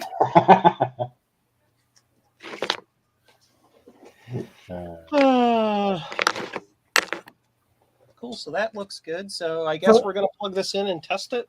So for extra credit, how long has it been dead? Ooh, like 30 minutes? Like 4 people have come and gone since. So I'm not sure exactly. Yeah, it's been about half hour. Sorry about the loud noise. And you are dropping viewers. Yes, I am crazy enough to actually have an air compressor in my shop. I mean, that's good stuff. That's good for like dusting electronics and all that nonsense. Or in this case, to hyper speed dry the board. Yeah. Mm-hmm. And that stuff, I'm guessing, is a lot easier to clean off with IPA. Yes. Yeah. And that's that's exactly what I was doing. Yeah. If I send you my 2SI board to look at, it's the one that does the like.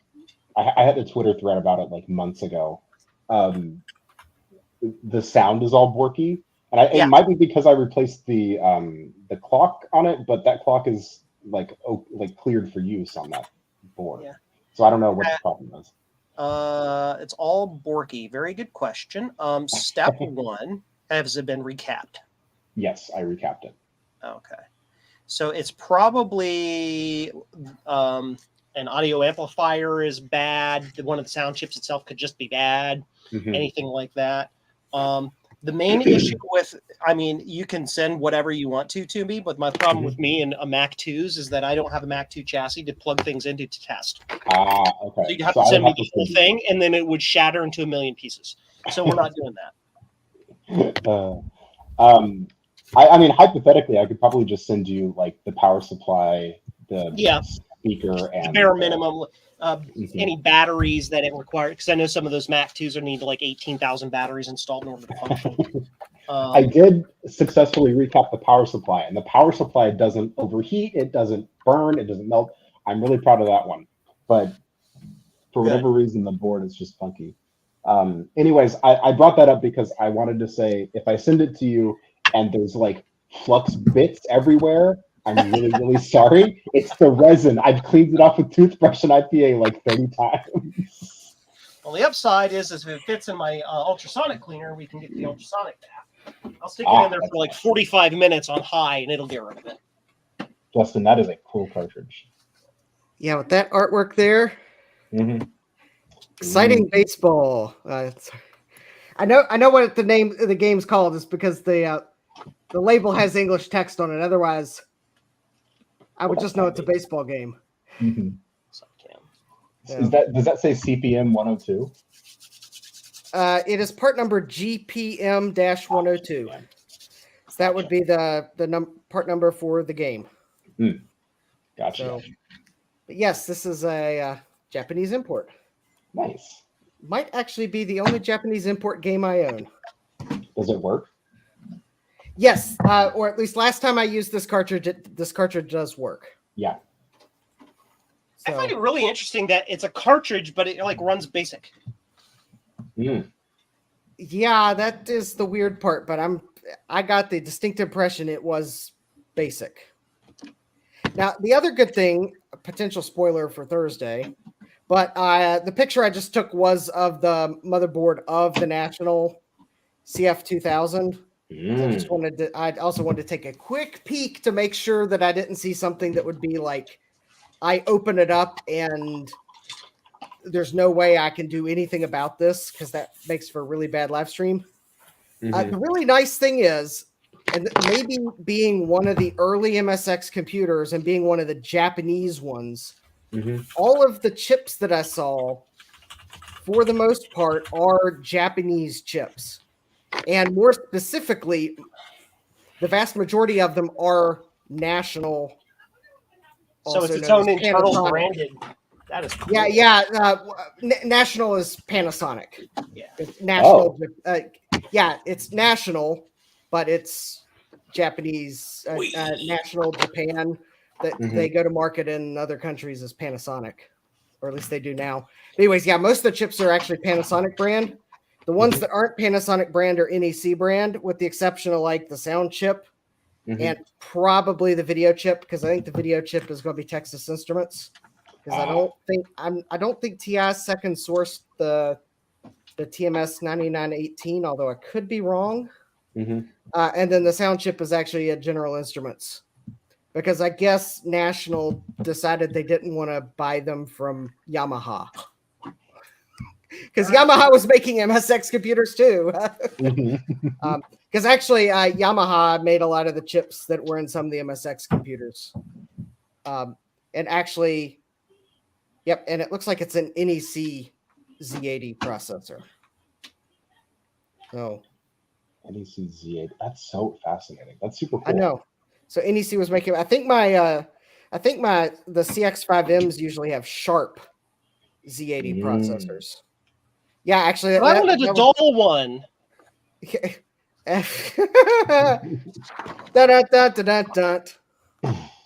I have no sense of humor. Ha! For no sense of humor, that was a pretty good one there, Joe. Yeah. I mean, it was probably verging on dad joke territory, but it was still pretty good. Nice. Dad jokes are valid. Make snarky comment while Joe is potentially doing something that would be bad if he started laughing. It's dead. Is it really? Yeah. Really, really, really, really dead. Oof. Very most sincerely dead. I that went through my head, and I was like, no, I probably shouldn't start singing. No, Joe. The longer Joe streams, the more insane he goes. No, you shouldn't sing it because Joe will just start singing it anyways. Dude. I don't know. We might harmonize pretty well. Dude. Hey, Yeah. you never know. The retro computing barbershop quartet. Like, so I pull the board out of it while the power switch is on, and the chassis turns on. I'm like, okay.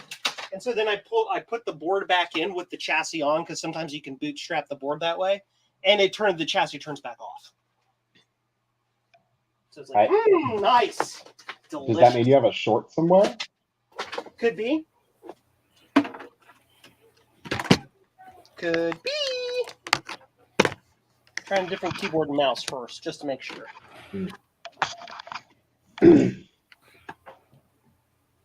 Justin, where did you get that national computer? The same place where I buy everything that I sometimes later regret. eBay. eBay.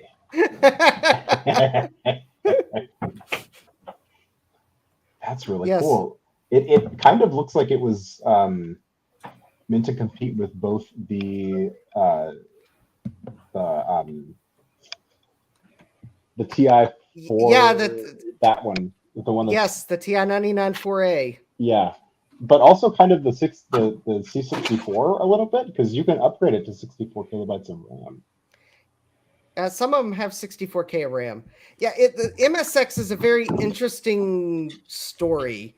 Mm-hmm. Someday I'm going to do a video on it, even though I think it's been done before. But looking at it from the perspective of, I guess, an American looking into it, because it really didn't take off it didn't do that well in America. There were only 2 companies that sold MSX computers in the United States. And that was SpectraVision and Yamaha. SpectraVision didn't sell for very long in the US market. I think it was like the SpectraVision or SpectraVideo 728, I believe, is their MSX computer. I think Noel's Retro Lab had one at one point. And no, he had the SpectraVideo 328 and the very hard to get ROM cartridge that would let it run MSX after. That's what he had. There was another YouTuber, I think, that had the 728, which is the actual MSX computer. But Yamaha actually did, I guess, okay. They actually did release their CX5M2 computer in the US. But I think the reason Yamaha did well enough is because their MSX computer was marketed as it was a music computer. And it could be used to program some of their synthesizers that were otherwise pretty difficult to program, such as the DX7 and the DX9 and some of those, because they actually had cartridges that would let you create your FM synth sounds on the CX5M and then upload them to your Yamaha synthesizer. And I think that's how they did fairly well in the US. But MSX, my impression of it is it's Microsoft's last-ditch attempt to milk Microsoft Basic licensing for the last little bit that they can, because this standard was really designed by Microsoft. Granted, I think it was in partnership with their Japanese subsidiary, but face it, it was, I think, basically Microsoft standard. Microsoft Basic was one of the parts of the standard. Yeah. I think Microsoft had to have known that 8-bit computers were probably not going to last forever. And this seems like their last attempt to just get the last bit they could out of that Microsoft Basic licensing. I mean, I think they would have had to, because like even some of the older like 70s like DEC PDPs were, I think, like 12-bit or like 14-bit or something. So I mean, yeah, they would have had to know that was on its way out, and it would only get better from there. But I get the impression. And now there were markets where being able to buy an 8-bit computer at an affordable price was like perfect, and MSX did really well in some markets, even as late as it was, because of its cost and the software library.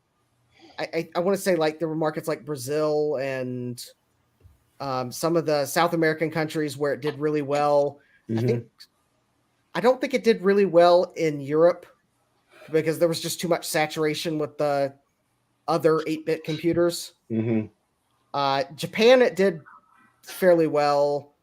And I think there were a few other places where it did well, but I can't name them right offhand. I'll have to go probably look at who was making them and how long they were selling them for. But Yeah. it did, being a Japanese standard, it did well in Japan Yeah. because they could sell it as our computer. This is our computer standard. And it did well in some of the South American countries because of cost. And I guess Yamaha did well in the US because you could program your difficult to program synthesizers with it. And Microsoft did well because they were licensing BASIC. That is so Because fascinating. at that point, I mean, they basically I think BASIC development was done and paid for, and this was pretty much free money. Free money Man. for. I mean, maybe they had to do a little work to add maybe a few more features to BASIC for MSX, but still, it was pretty much free money for them. Yeah. And What's this? What happened to my hair? Cool. It's like over here. It's like over there. It just went. I got a Dude, wave okay. thing going. I'm sitting here looking at eBay, and I have expected to like tab over and to see you like with parts of your hair burned by soldering iron. I was expecting some really catastrophic stuff. Hey, Ken, I'm about to do something stupid that you would approve of. Yes. I'm burning OpenBSD 7.2 to a disk. Yes. I was wondering. There's a PowerPC fork of it. Wow. I'm so impressed that they still maintain the PowerPC ports of OpenBSD. I think FreeBSD was like that's like a lower tier of importance for them. No, apparently 7.2 still supports it. That's so cool.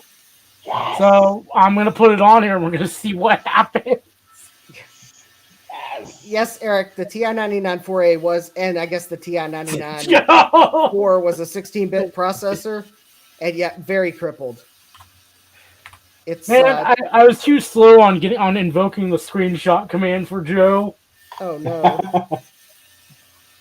Yes, I mean, the processor in the TI-99 4A is very interesting because it's basically Texas Instruments' microcomputer in a chip, because they had like a 16-bit microcomputer line in the early to mid 70s, and basically that processor is their microcomputer in a chip, to which they then put all the memory where basic programs and video goes off the video chip. So in order for the processor to,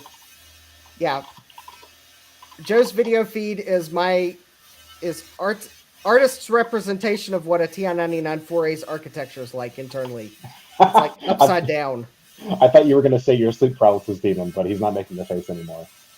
It's like, how could we make this computer as slow as we can, but still sell it as 16-bit? We'll just put all the memory off the video controller, and every time the CPU needs to read or write anything in RAM, it's got to go through the video processor. Excellent. Yeah. Make it an 8-bit video processor, because we have all these TMS 9918s we need to sell. Awesome. Okay. Now here's the trick. Can you all hear me, but speaking backwards and upside down? Yes. Yeah. Good. Thumbs down. Yeah. Yeah. Give this video a like. Okay. Am I right in remembering that the TI-99 4A has an 8-bit bus, and that's why it's slower? Because the processor can do 16, but it just doesn't. Yes, the doesn't use it? processor. Okay. The processor is a 16-bit processor. There is actually a 16-bit bus, but it only goes to the ROMs, which I believe are called GROMs, for reasons that is complex and would bore the entire audience to explain for the benefit of maybe one or two people that's interesting. And then there's like 256 bytes of static RAM that's 16 bits wide for, I think, the stack or something like that. But that's like the only 16-bit part of the 99.4a is the GROMs and that 256 bytes of static RAM. I wonder at what point they were like, yeah, we have this processor that basically doubles the speed of everything else on the board.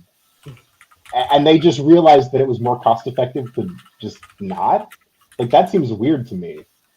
I think they I'm not sure exactly what happened there, but I think they designed the 16-bit processor thinking it would be the knees bees for the home market. Because I'm wondering if the engineers kind of went a little bit crazy here. And then at some point they realized that to make this entire computer 16 bits, it was going to would be priced out of the market. So we got to reel this thing in, guys. And at that point, the only way to get the memory cheap enough was to put the memory on an 8-bit bus. And the only way to do that on that processor was to bottleneck it off the video chip. Okay. Or something like that. Yeah, some crazy scheme. The knees bees. Yeah, that's pretty good. Yeah, it's weird. But yeah, MSX is kind of a weird standard too, because it's like a Japanese standard, yet it's got Microsoft, like US Microsoft all over it. Mm-hmm. I got immediately distracted. Joe, oh my God, your tabs are stressing me out. What? Your tabs are stressing me out. Oh, okay. Joe, my God. Yeah. What, these tabs at the top? What are you talking about? Oh, yeah. No, I don't use favorites. I just have tabs. Mm. Dude, I got 32 gigabytes of RAM and 32 cores. Like, tabs are not a thing. Like, resources are not a problem on this PC. I can just keep throwing things at it, and it's like, what you got, boss? Good Lord. Although that's Chrome, isn't it? Yeah, Yes. I feel like at a certain point, Chrome just does exponential memory leaks. Chrome's only using 1.8 gigabytes of memory. It's fine. No Oh, way. wow. I don't believe that. Oh, wait, hold on. Sort by name. That's taking a while. 1.9 gigabytes. Okay. Yeah. All right. Well, That's impressive. Yeah. and he must be running StreamYard through Firefox though, because Firefox's Yes. process utilization is very high. Yes. That makes sense. Yeah.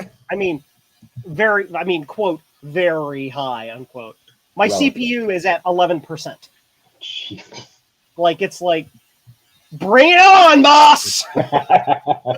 Let's go! Yeah, it's a Ryzen 9 3950. So it's just like, whatever. Yeah. I do not care. I can literally just keep opening things, and it's like, all right. It does Load me not up, matter. So, anyway, reset. I'm still rocking a 9900K, and it's doing all right. I've got this open. I've got an Android emulator open. I've got some other stuff open, and that's sitting at around 18%. So Ew, Intel. yeah, I know. I bought this like 4 years ago, and I don't feel like upgrading my motherboard, my CPU, my PSU, and like messing around with memory speed settings. So I'm stuck with it for right now. Well, Jeremy, I looked at that eBay listing you sent. Looks like a Macintosh 2. It looks like it actually is a Macintosh 2 and not a 2FX in a Macintosh 2 case. So, the one thing that immediately stands out when I look at the most important photos, which are going to be the photos 11 and 12, is that you cannot see the batteries on the logic board in either of the photos. Yeah. And there are 2 batteries on it. Then Granted- it needs both of them to like run, doesn't it? It does need both of them to run, but I was more referring to the have they leaked part of the equation.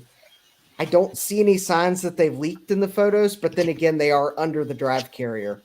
Oh my God, only $100 for this though? That's insane. It probably will need recapped. The Yeah. power supply will probably need recapped. Man, Hopefully the batteries haven't leaked.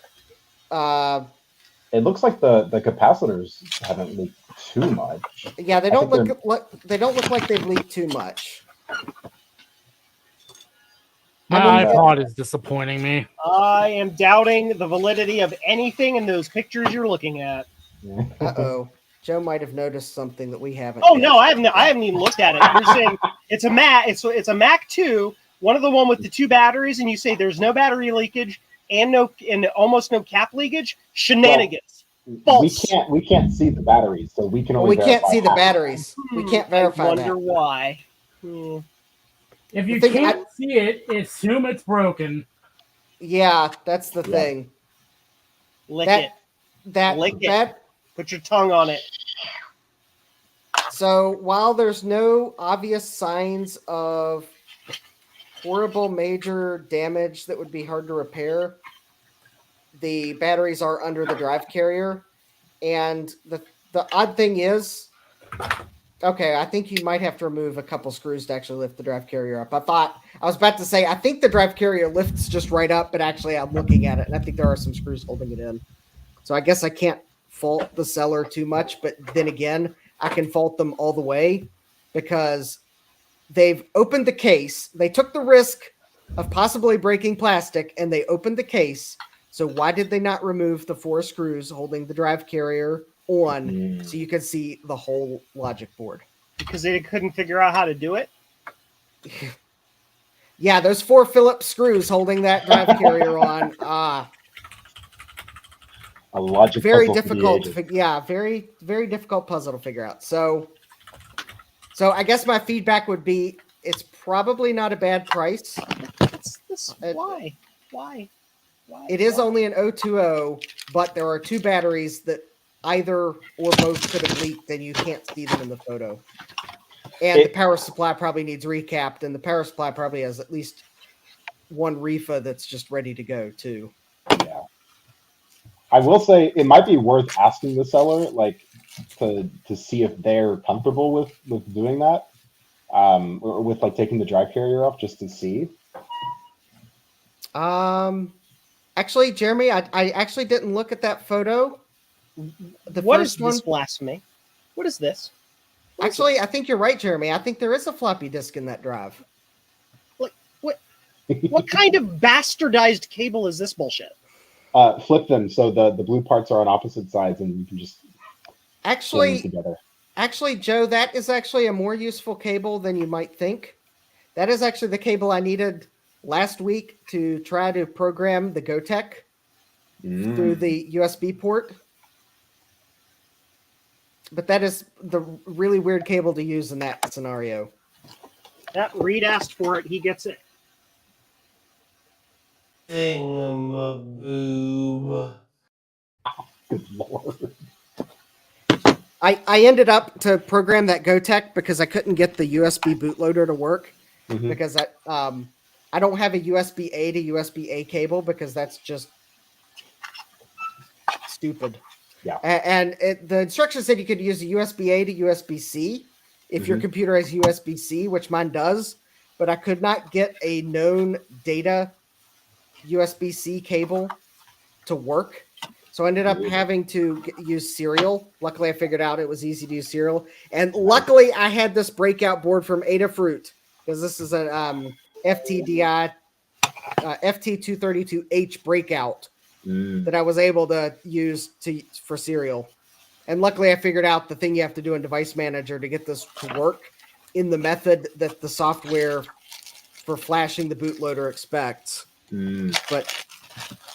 But that's how last week I was able to finally save the non-volatile RAM off of my oscilloscope so that I don't have to worry if the Dallas, not 1, but 2 Dallas non-volatile memory modules, if the batteries die before I can buy the modern replacements for them and install them.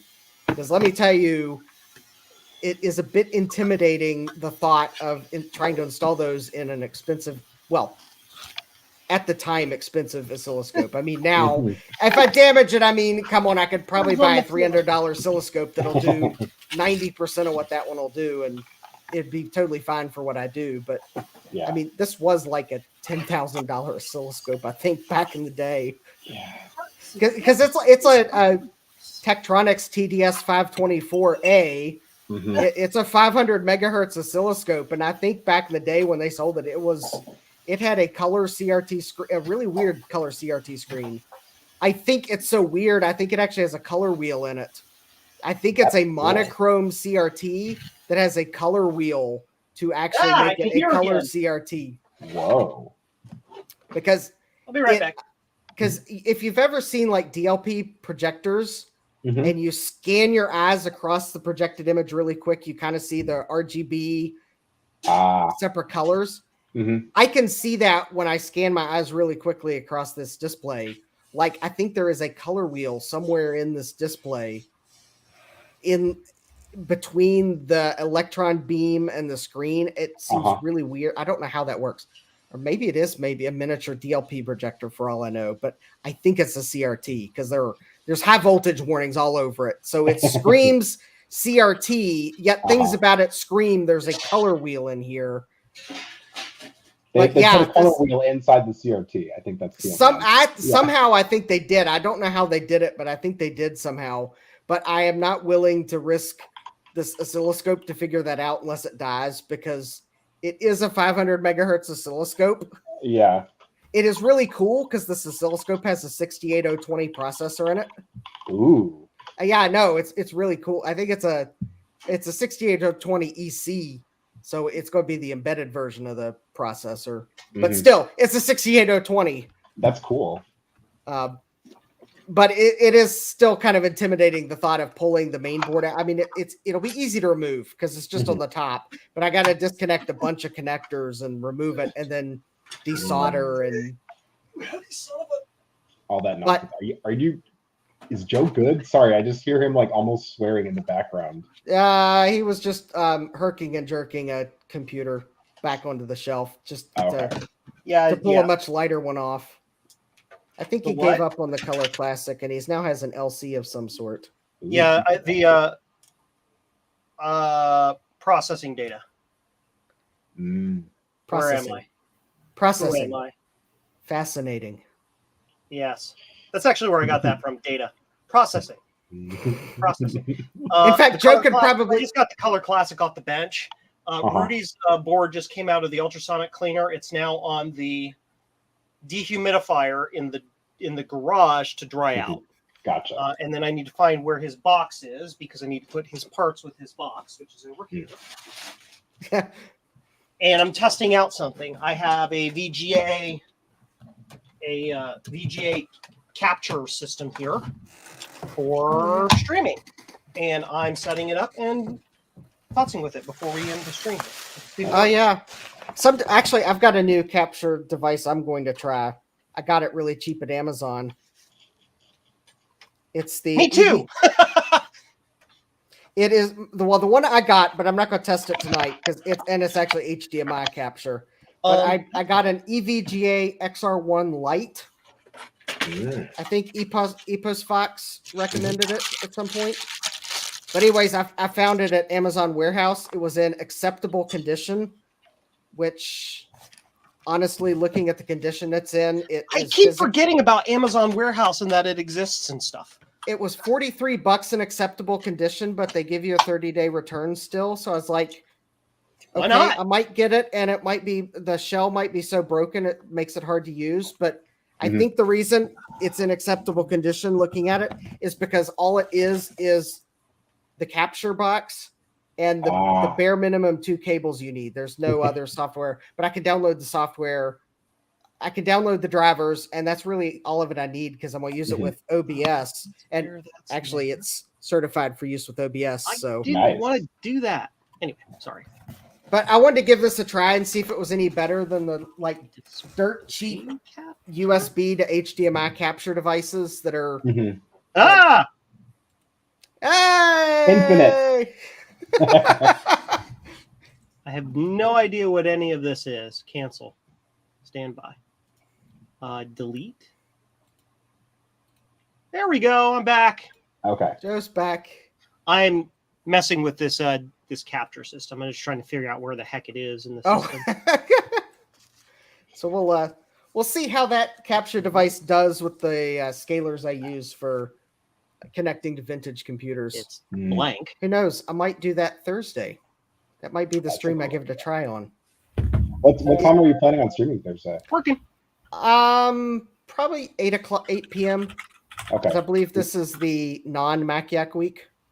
Is that CST? That'd be Eastern. Eastern. Okay. Yeah, I don't get off work early enough to start at 7 most of the time. I would have to leave work promptly, drive straight home, and like have absolutely nothing go wrong to start streaming at 7. So I usually start at 8. Gotcha. Eastern. Okay, I mean that's I think that's 7 p.m. my time. So yeah, everything willing, I'll try to be there because I'm interested to see that. I do have a question. Yay! Yeah. Have either of y'all? Oh, that's cool. Have either of y'all messed with a The knees bees. I just now saw that. Have any of y'all messed with like a serial to USB style converter? I got one because I haven't posted that anywhere, but I have sitting under here an electronic typewriter and it has a serial port in the back.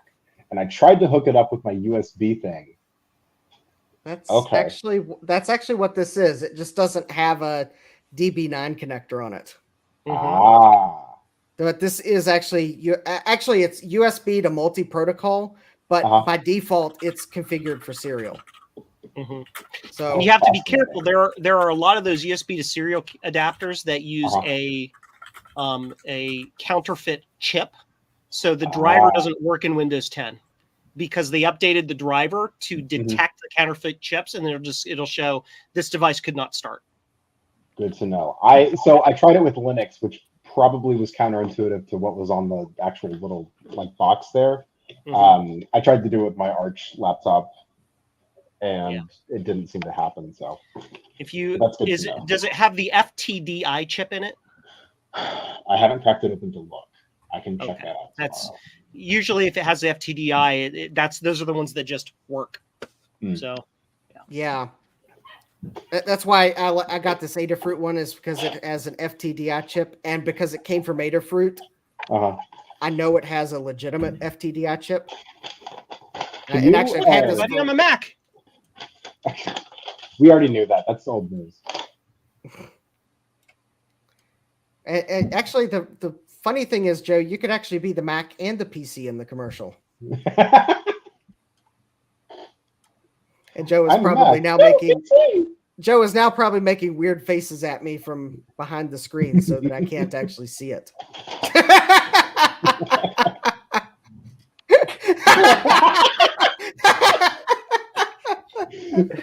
You need the googly eye glasses. Yes. What are you talking? What glasses? I don't know what glasses you're talking about. I don't have any such glasses. That is an absolute abject lie. Because as you can see, I have normal glasses on. I don't know. Of course. I don't know what googly eye glasses you could even possibly be talking about. I don't own these. These aren't real. Okay. You mass hypnotized your entire office.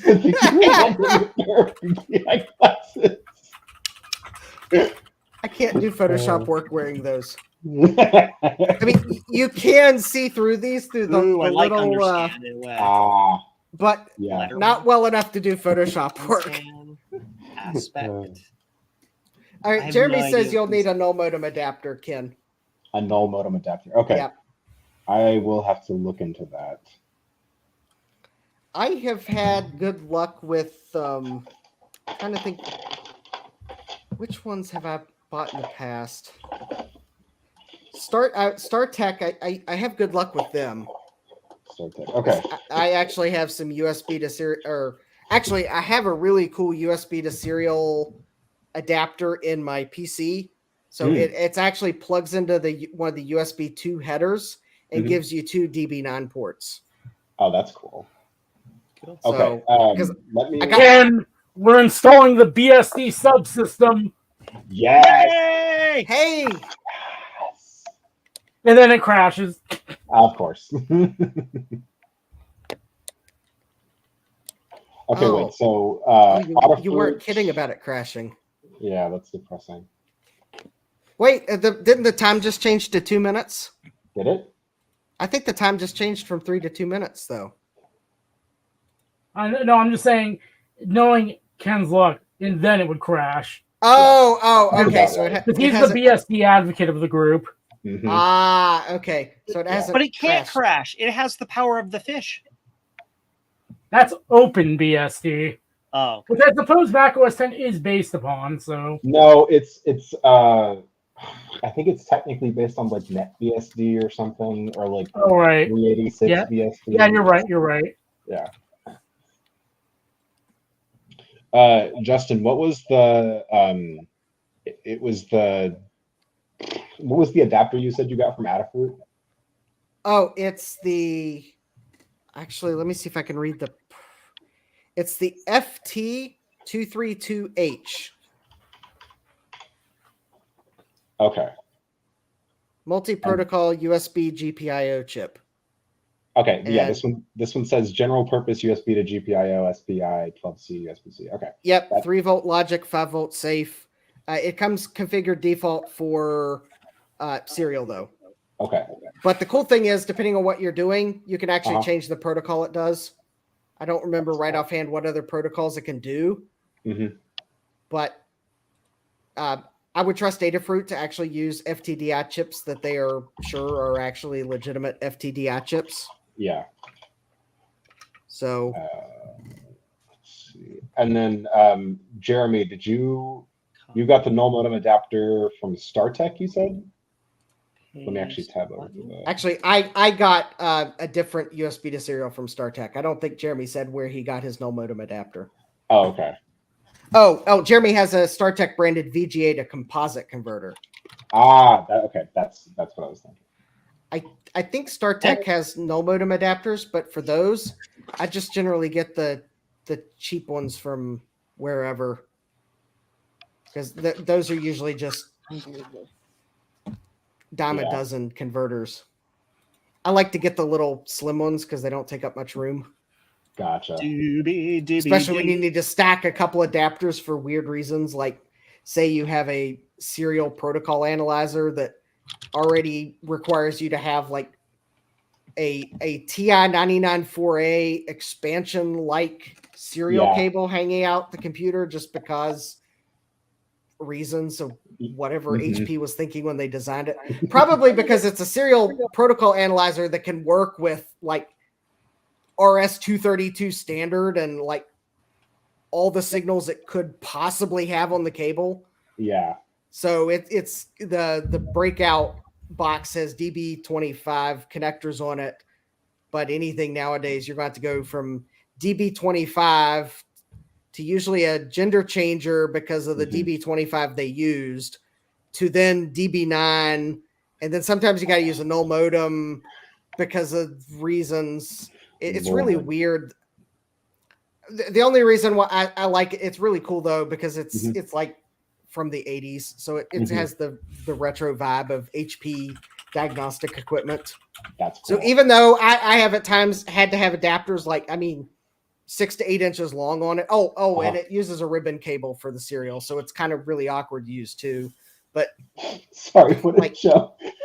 Justin, the amount of times I've interrupted you to see what Joe's doing because it's just some random crap on his screen. I'm really sorry.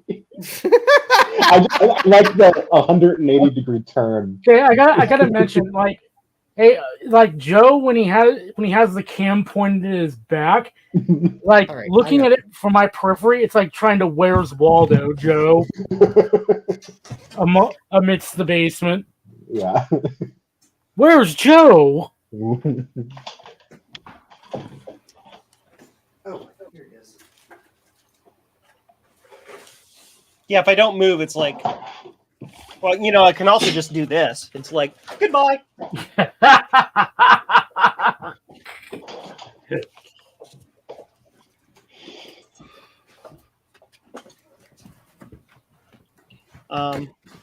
Yeah, so that's not gonna work. I'm setting up my buttons now so that I can press a button. Justin, it looks like you just brought a CPAP machine to the table. Oh, this is actually the protocol analyzer. Do this and do So I realized I had it just sitting over there. Uh-huh. start. But anyways, so to plug it in, this is the cable that connects to the analyzer. It's like, it's like a DB50 cable. because it's running like all the signals from both sides to the protocol analyzer or something like that. It's really weird. Oh my god, it installed. To then plug into this pod, which I actually had to buy one off eBay because the one I bought that was scrapped didn't have it. And then the weird thing is I have two because I bought another one off eBay that also didn't have the pod, but it had the software. It had the original disc that came with it.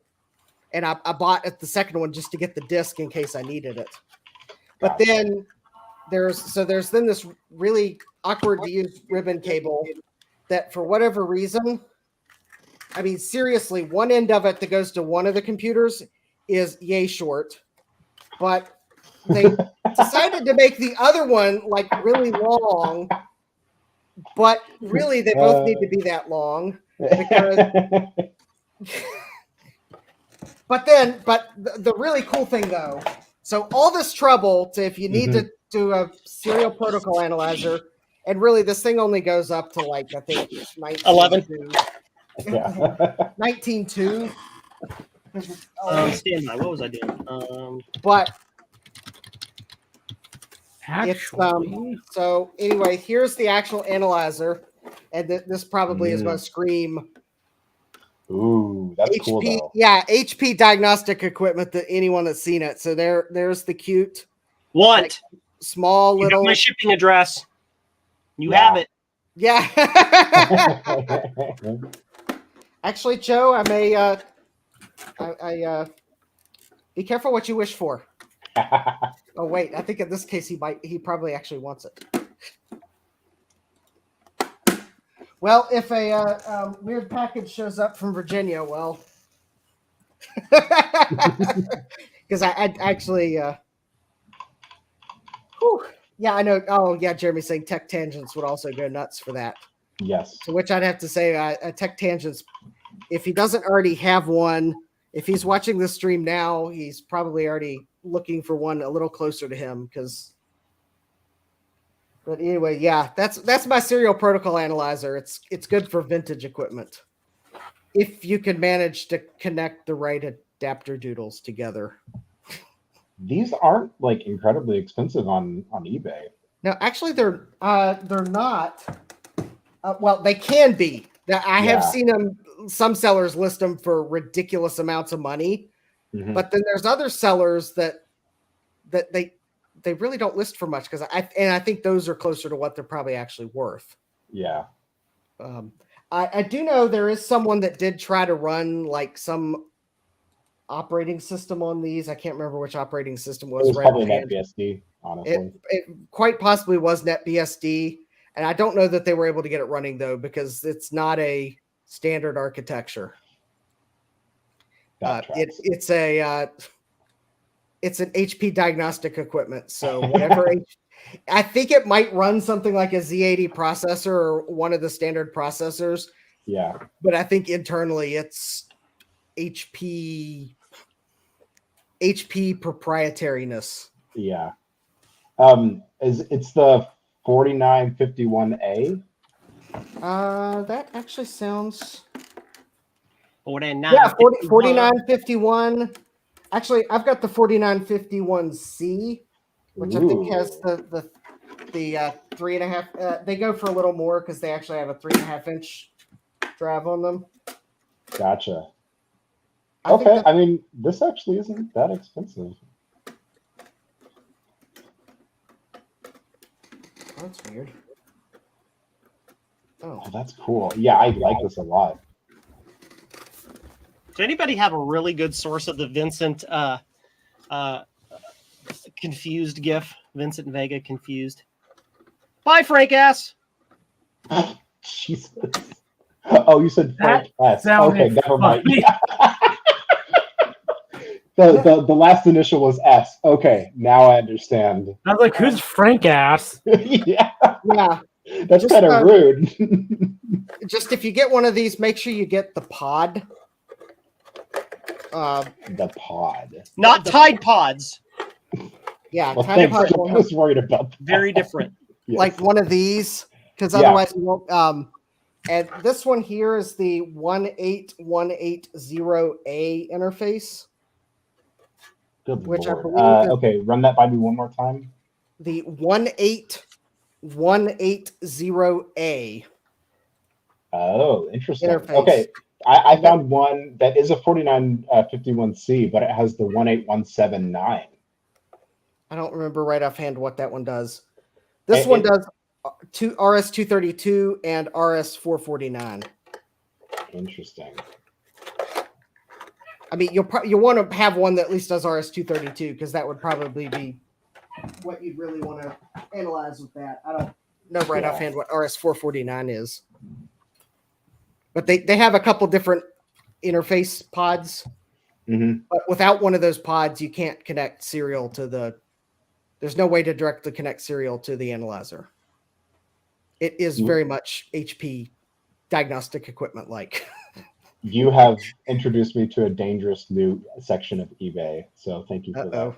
The diagnostic equipment section. I want a Fluke 9010A. What are those? It is a very specialized piece of hardware that directly emulates multiple different actual processors. Ooh. So you can get it and get like a 6502 pod and plug it into the 6502 socket of a machine. Uh-huh. And then it can take over the system bus, and you can like do memory tests of the system outside of the system using the pod. You can check some RAM in the machine using the pod, and then compare it against online checksums without taking anything out of the machine. They go so broken cool. and used and full of and like not just functioning at all on eBay for $1,700. Yeah, I want that's one. what I'm saying. Oh my god, though. Yes. There's one on eBay that's $1,100, but I'm not sure if is it actually the. Oh yeah, I think it is the 9010A. The description, the title makes it sound like it's just one of the pods, but I think it actually is a 9010A. Mm-hmm. Yeah, and it comes. It looks like the 9010A is the base. You then have to get the pod. Mm-hmm. Oh, those pods. So you can get you can get Z808080 pods. You can get 8086 pods. You can get 6809 pods. Name other 6809 pods. That is so cool. Yeah, they're really popular with arcade enthusiasts doing arcade repairs because those arcade machines don't have the ability to run external software. It's not like you can throw a diagnostic tool at it or a diagnostic. Oh yeah. So you plug that in and you can do all types of bus tests, and they're really good. They'll say bit 9 stuck on. So that'll tell you like bit 9 on the address bus is like shorted to 5 volts. Like you can do lots of cool stuff with it. That's so cool. Yeah. Wow. Yep. There was one on eBay, sitting on eBay for the longest time. I'm like, I need to get that. I need to get that. I finally decided to go get it, and it had sold. It's like, damn it. Yep. So yeah. Man, that is so cool though. Oh, there was my first swear of the day. Damn it. Here 4 hours. So yeah. Not too bad. Have any of y'all ever looked up the prices of like all the old deck PDPs? Good lord, those things are pricey. No, I haven't even looked. Like big metal, I just I know that's a rabbit hole. And look at all the space I have to get of Anakin. Look at it. Yeah. You can kind of see I have similar amounts of space. And unorganized space, but Yes. Also, they're multi-$1,000. What's this magical link? Yeah, no. Yeah. No, but it looks so cool, and I love the design of the front panel and the cool little switches, and oh my god, it'd be so fun to open it up. Well, that's why you get a PyDP. Yeah, I know, but I just $4,000 for no boards. Wow. Yep. Yeah, these things are basically oil when it comes to prices. Mm-hmm. A front panel right here. A front panel for the 1145 is $3,500. It's the whole thing. Yeah. It's It's like, here, look at the broken switch. Yeah, exactly. $4,000.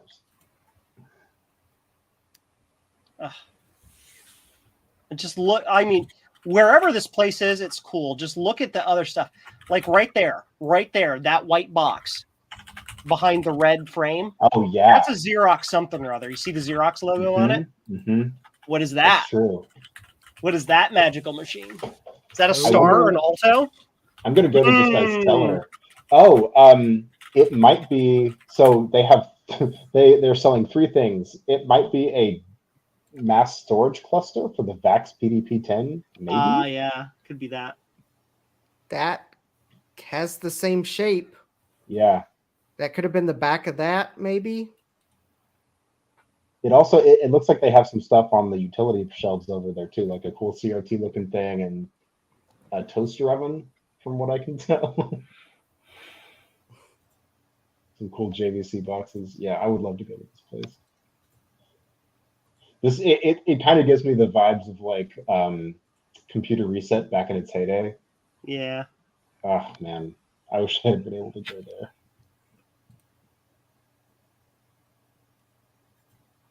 Yeah. Just like, what is all that stuff? Mm-hmm. Like one, give. Where is this? What is that thing back there? Yeah, right. Like this thing right here, right next to the 4000. Who knows? We'll never know. There's more pictures. Yeah. Whoever did that deserves to die. Yeah. I mean, that's just the serial backplane. It's not a big deal, but That's probably people who were harvesting copper. yeah. Also, like probably about 30% of my like desire for these is just digital has some of the coolest design and like color choices and Yeah. stuff like that, and like font choices. Just like it's beautiful. Mm-hmm. It's like quintessential 70s and 80s computer, and I just I love it. 22 bits. Whoa. Are all you need. Doesn't have quite the same ring. You are to it. now banned. Joe's like, stop giving me money. I do not want your money any longer. Speaking of, Oh no, you can keep giving me money. You're just banned. I didn't say you had to like stop the donations. I was gonna say, so the PDP-8 was I think 12 bits, and the PDP-11 was 16 bits. That harking back to like a something I brought up like long time ago when we were talking about the TI 489 or 499A.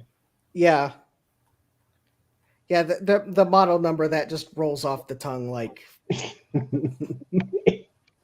I have one sitting 6 feet from me, and my brain goes, "Let's scramble it. Why not?" Actually, those computers are cool, and that you can still get them with the box and not have to pay a lot of money for it. Yeah, Because there were just so many of them that that got sold really cheap, and I guess just almost instantly stashed in an attic in the box somewhere. That you could find them on eBay easily with the box, or even still in yard sales and whatnot. I haven't even tried to power this thing up yet because I think for the most part I want to open it up and make sure that like nothing's leaking. I don't think that's a common problem with those computers, but anything old, I'm hesitant to just plug it in and turn it on. I have 2 of them. It's the original revision of the power supply and the motherboard. And on one of them, it did look like some of the caps were leaking. Okay, so I'll need to take that off. I don't remember seeing any Rifa caps in them, though. Well, that's good, I guess. And I think I actually powered them both up before I recapped them. And one of them actually, I think I bought them both like untested for parts as is. No way to test because well, they are somewhat hard to test if you don't have a TV with an RF input or the special cable that lets you plug it into a composite video. One of them powered right up, no issues, and the other one powered up and obviously from the way the screen looked had a bad RAM chip. And then I ended up removing several RAM chips to find the correct one because I got the I didn't look at the schematic first, otherwise I would have seen instantly which position bit 0 was. Although sometimes you just YOLO the repair. Yeah. I mean, if it has 8 chips, you've got like a 12.5% chance of getting 12.5% chance of getting one right. So, but yeah, Joe, I got that. It was just the one memory chip. So cool. Hopefully you will have good luck with it. I hope so too. I have Alpiner that I got because I wanted to, because I got really lucky with this one. It comes with both of the joysticks. So I was like, I told my wife, I was like, we can play Alpiner together on this one. And that might be kind of fun. But yeah, I'll definitely need to open it up. Just don't bother with Munchman. It is a very awful Pac-Man clone. Munchman. It sounds like it could be fun, but it's awful. And I think Joe is muted. Or he's just mouthing things at the camera to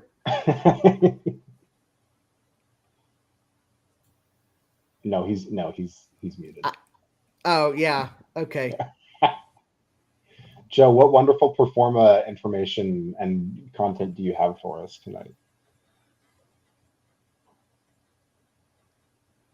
Yeah, totally. Sorry, that's really rude. How long do we let him talk before we point out? I'll ping him on Discord.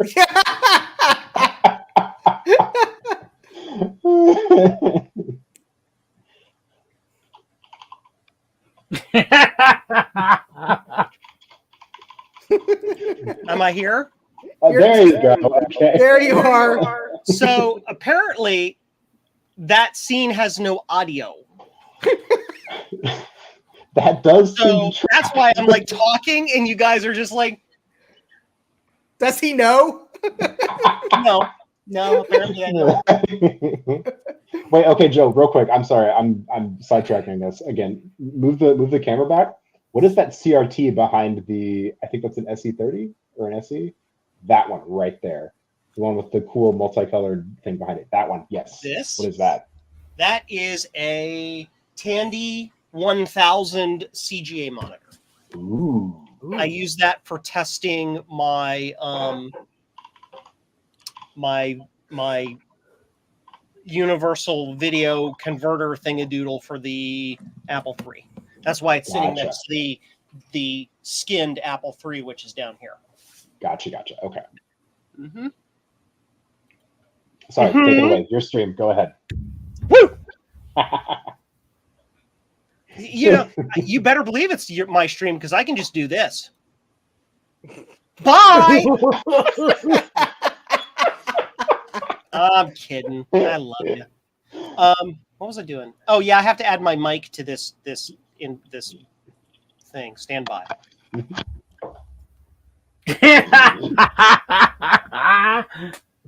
Beautiful. You would get I'm betting he said some stuff that would get him demonetized at least 10 times over for that. Immediately canceled. What? Discord, why? It works. Yay. Nice. Cool. What about the minute I say that Discord crashes? Oh no. Discord has been crashing all the friggin' time now. Oh, there it is. Joe, you're muted. Yes. Okay, thank you. Yeah.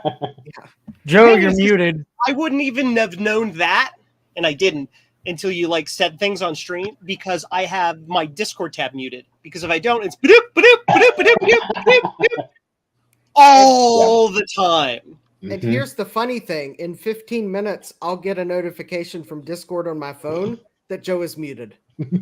Because for some reason, there is a 20-minute delay in Discord notifications going to my phone, and You have I do Discord not know why. notifications enabled on your phone? Weird.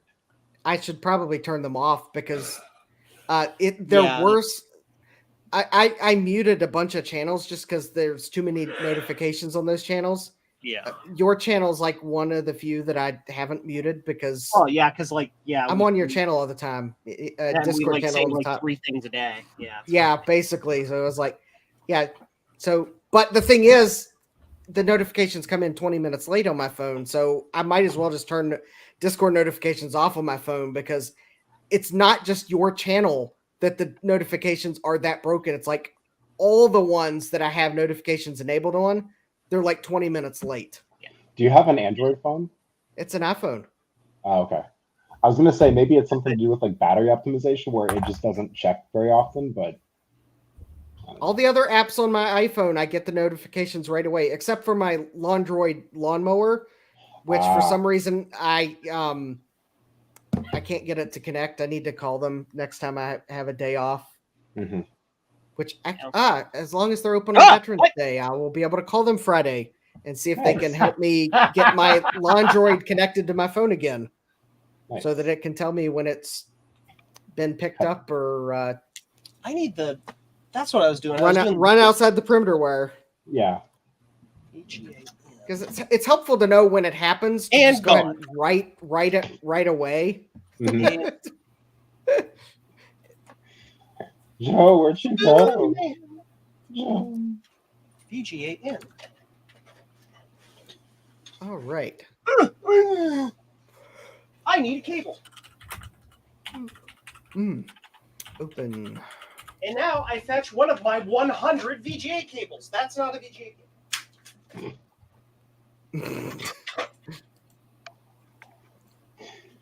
Joe, when you do this, I don't know if you can hear us. We really need to see like all of those cameras so we can see you just whirlwinding around your workshop.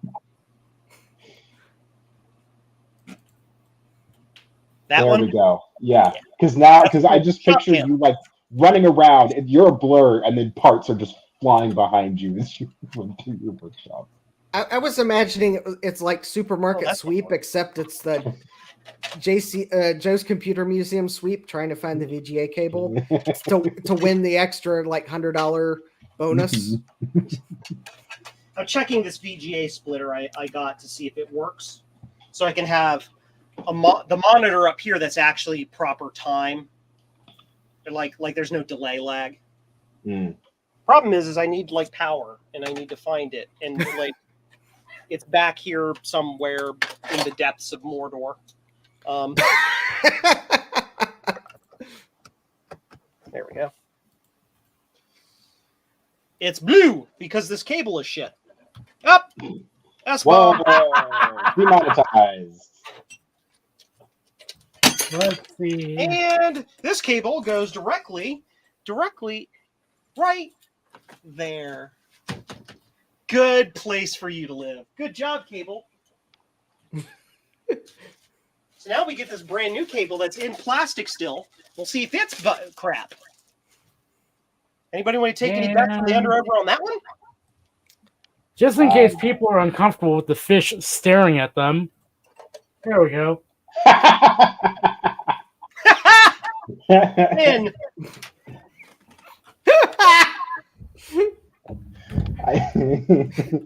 I thought you were going to just zoom in on the fish. Just ignore the Mac doesn't matter, but zoom in on the fish.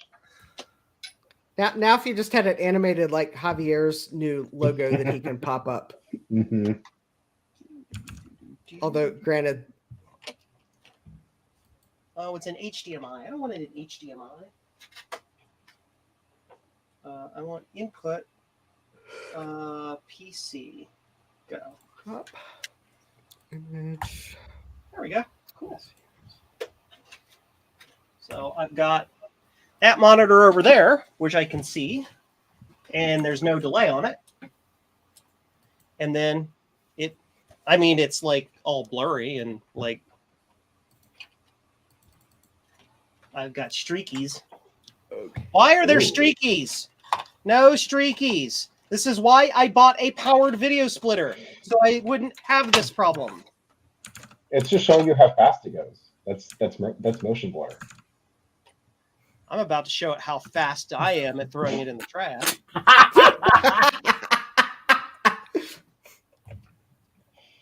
Is it like one input streaky and the other isn't? No. Okay. I just had two things pop in my mind. Oh no. Oh dear. The first one, as fast can be, you'll never catch me. Hee! See if anyone recognizes that. Whoa! Yeah, I know. And the other one is Ray Stevens, Mississippi Squirrel Revival. Oh Lord, it's been so Like- long. Although I don't know why I thought of that, because I think the one I was really going for was the next song on the tape, which is the streak.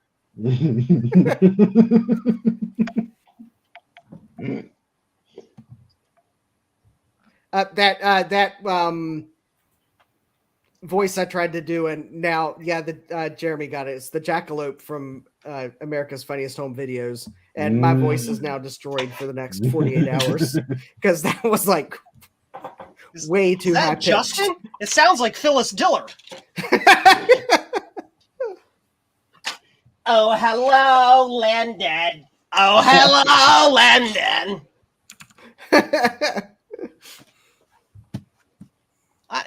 That's passable, I suppose. I mean, the qualities, other than the streaking, the quality is actually quite good.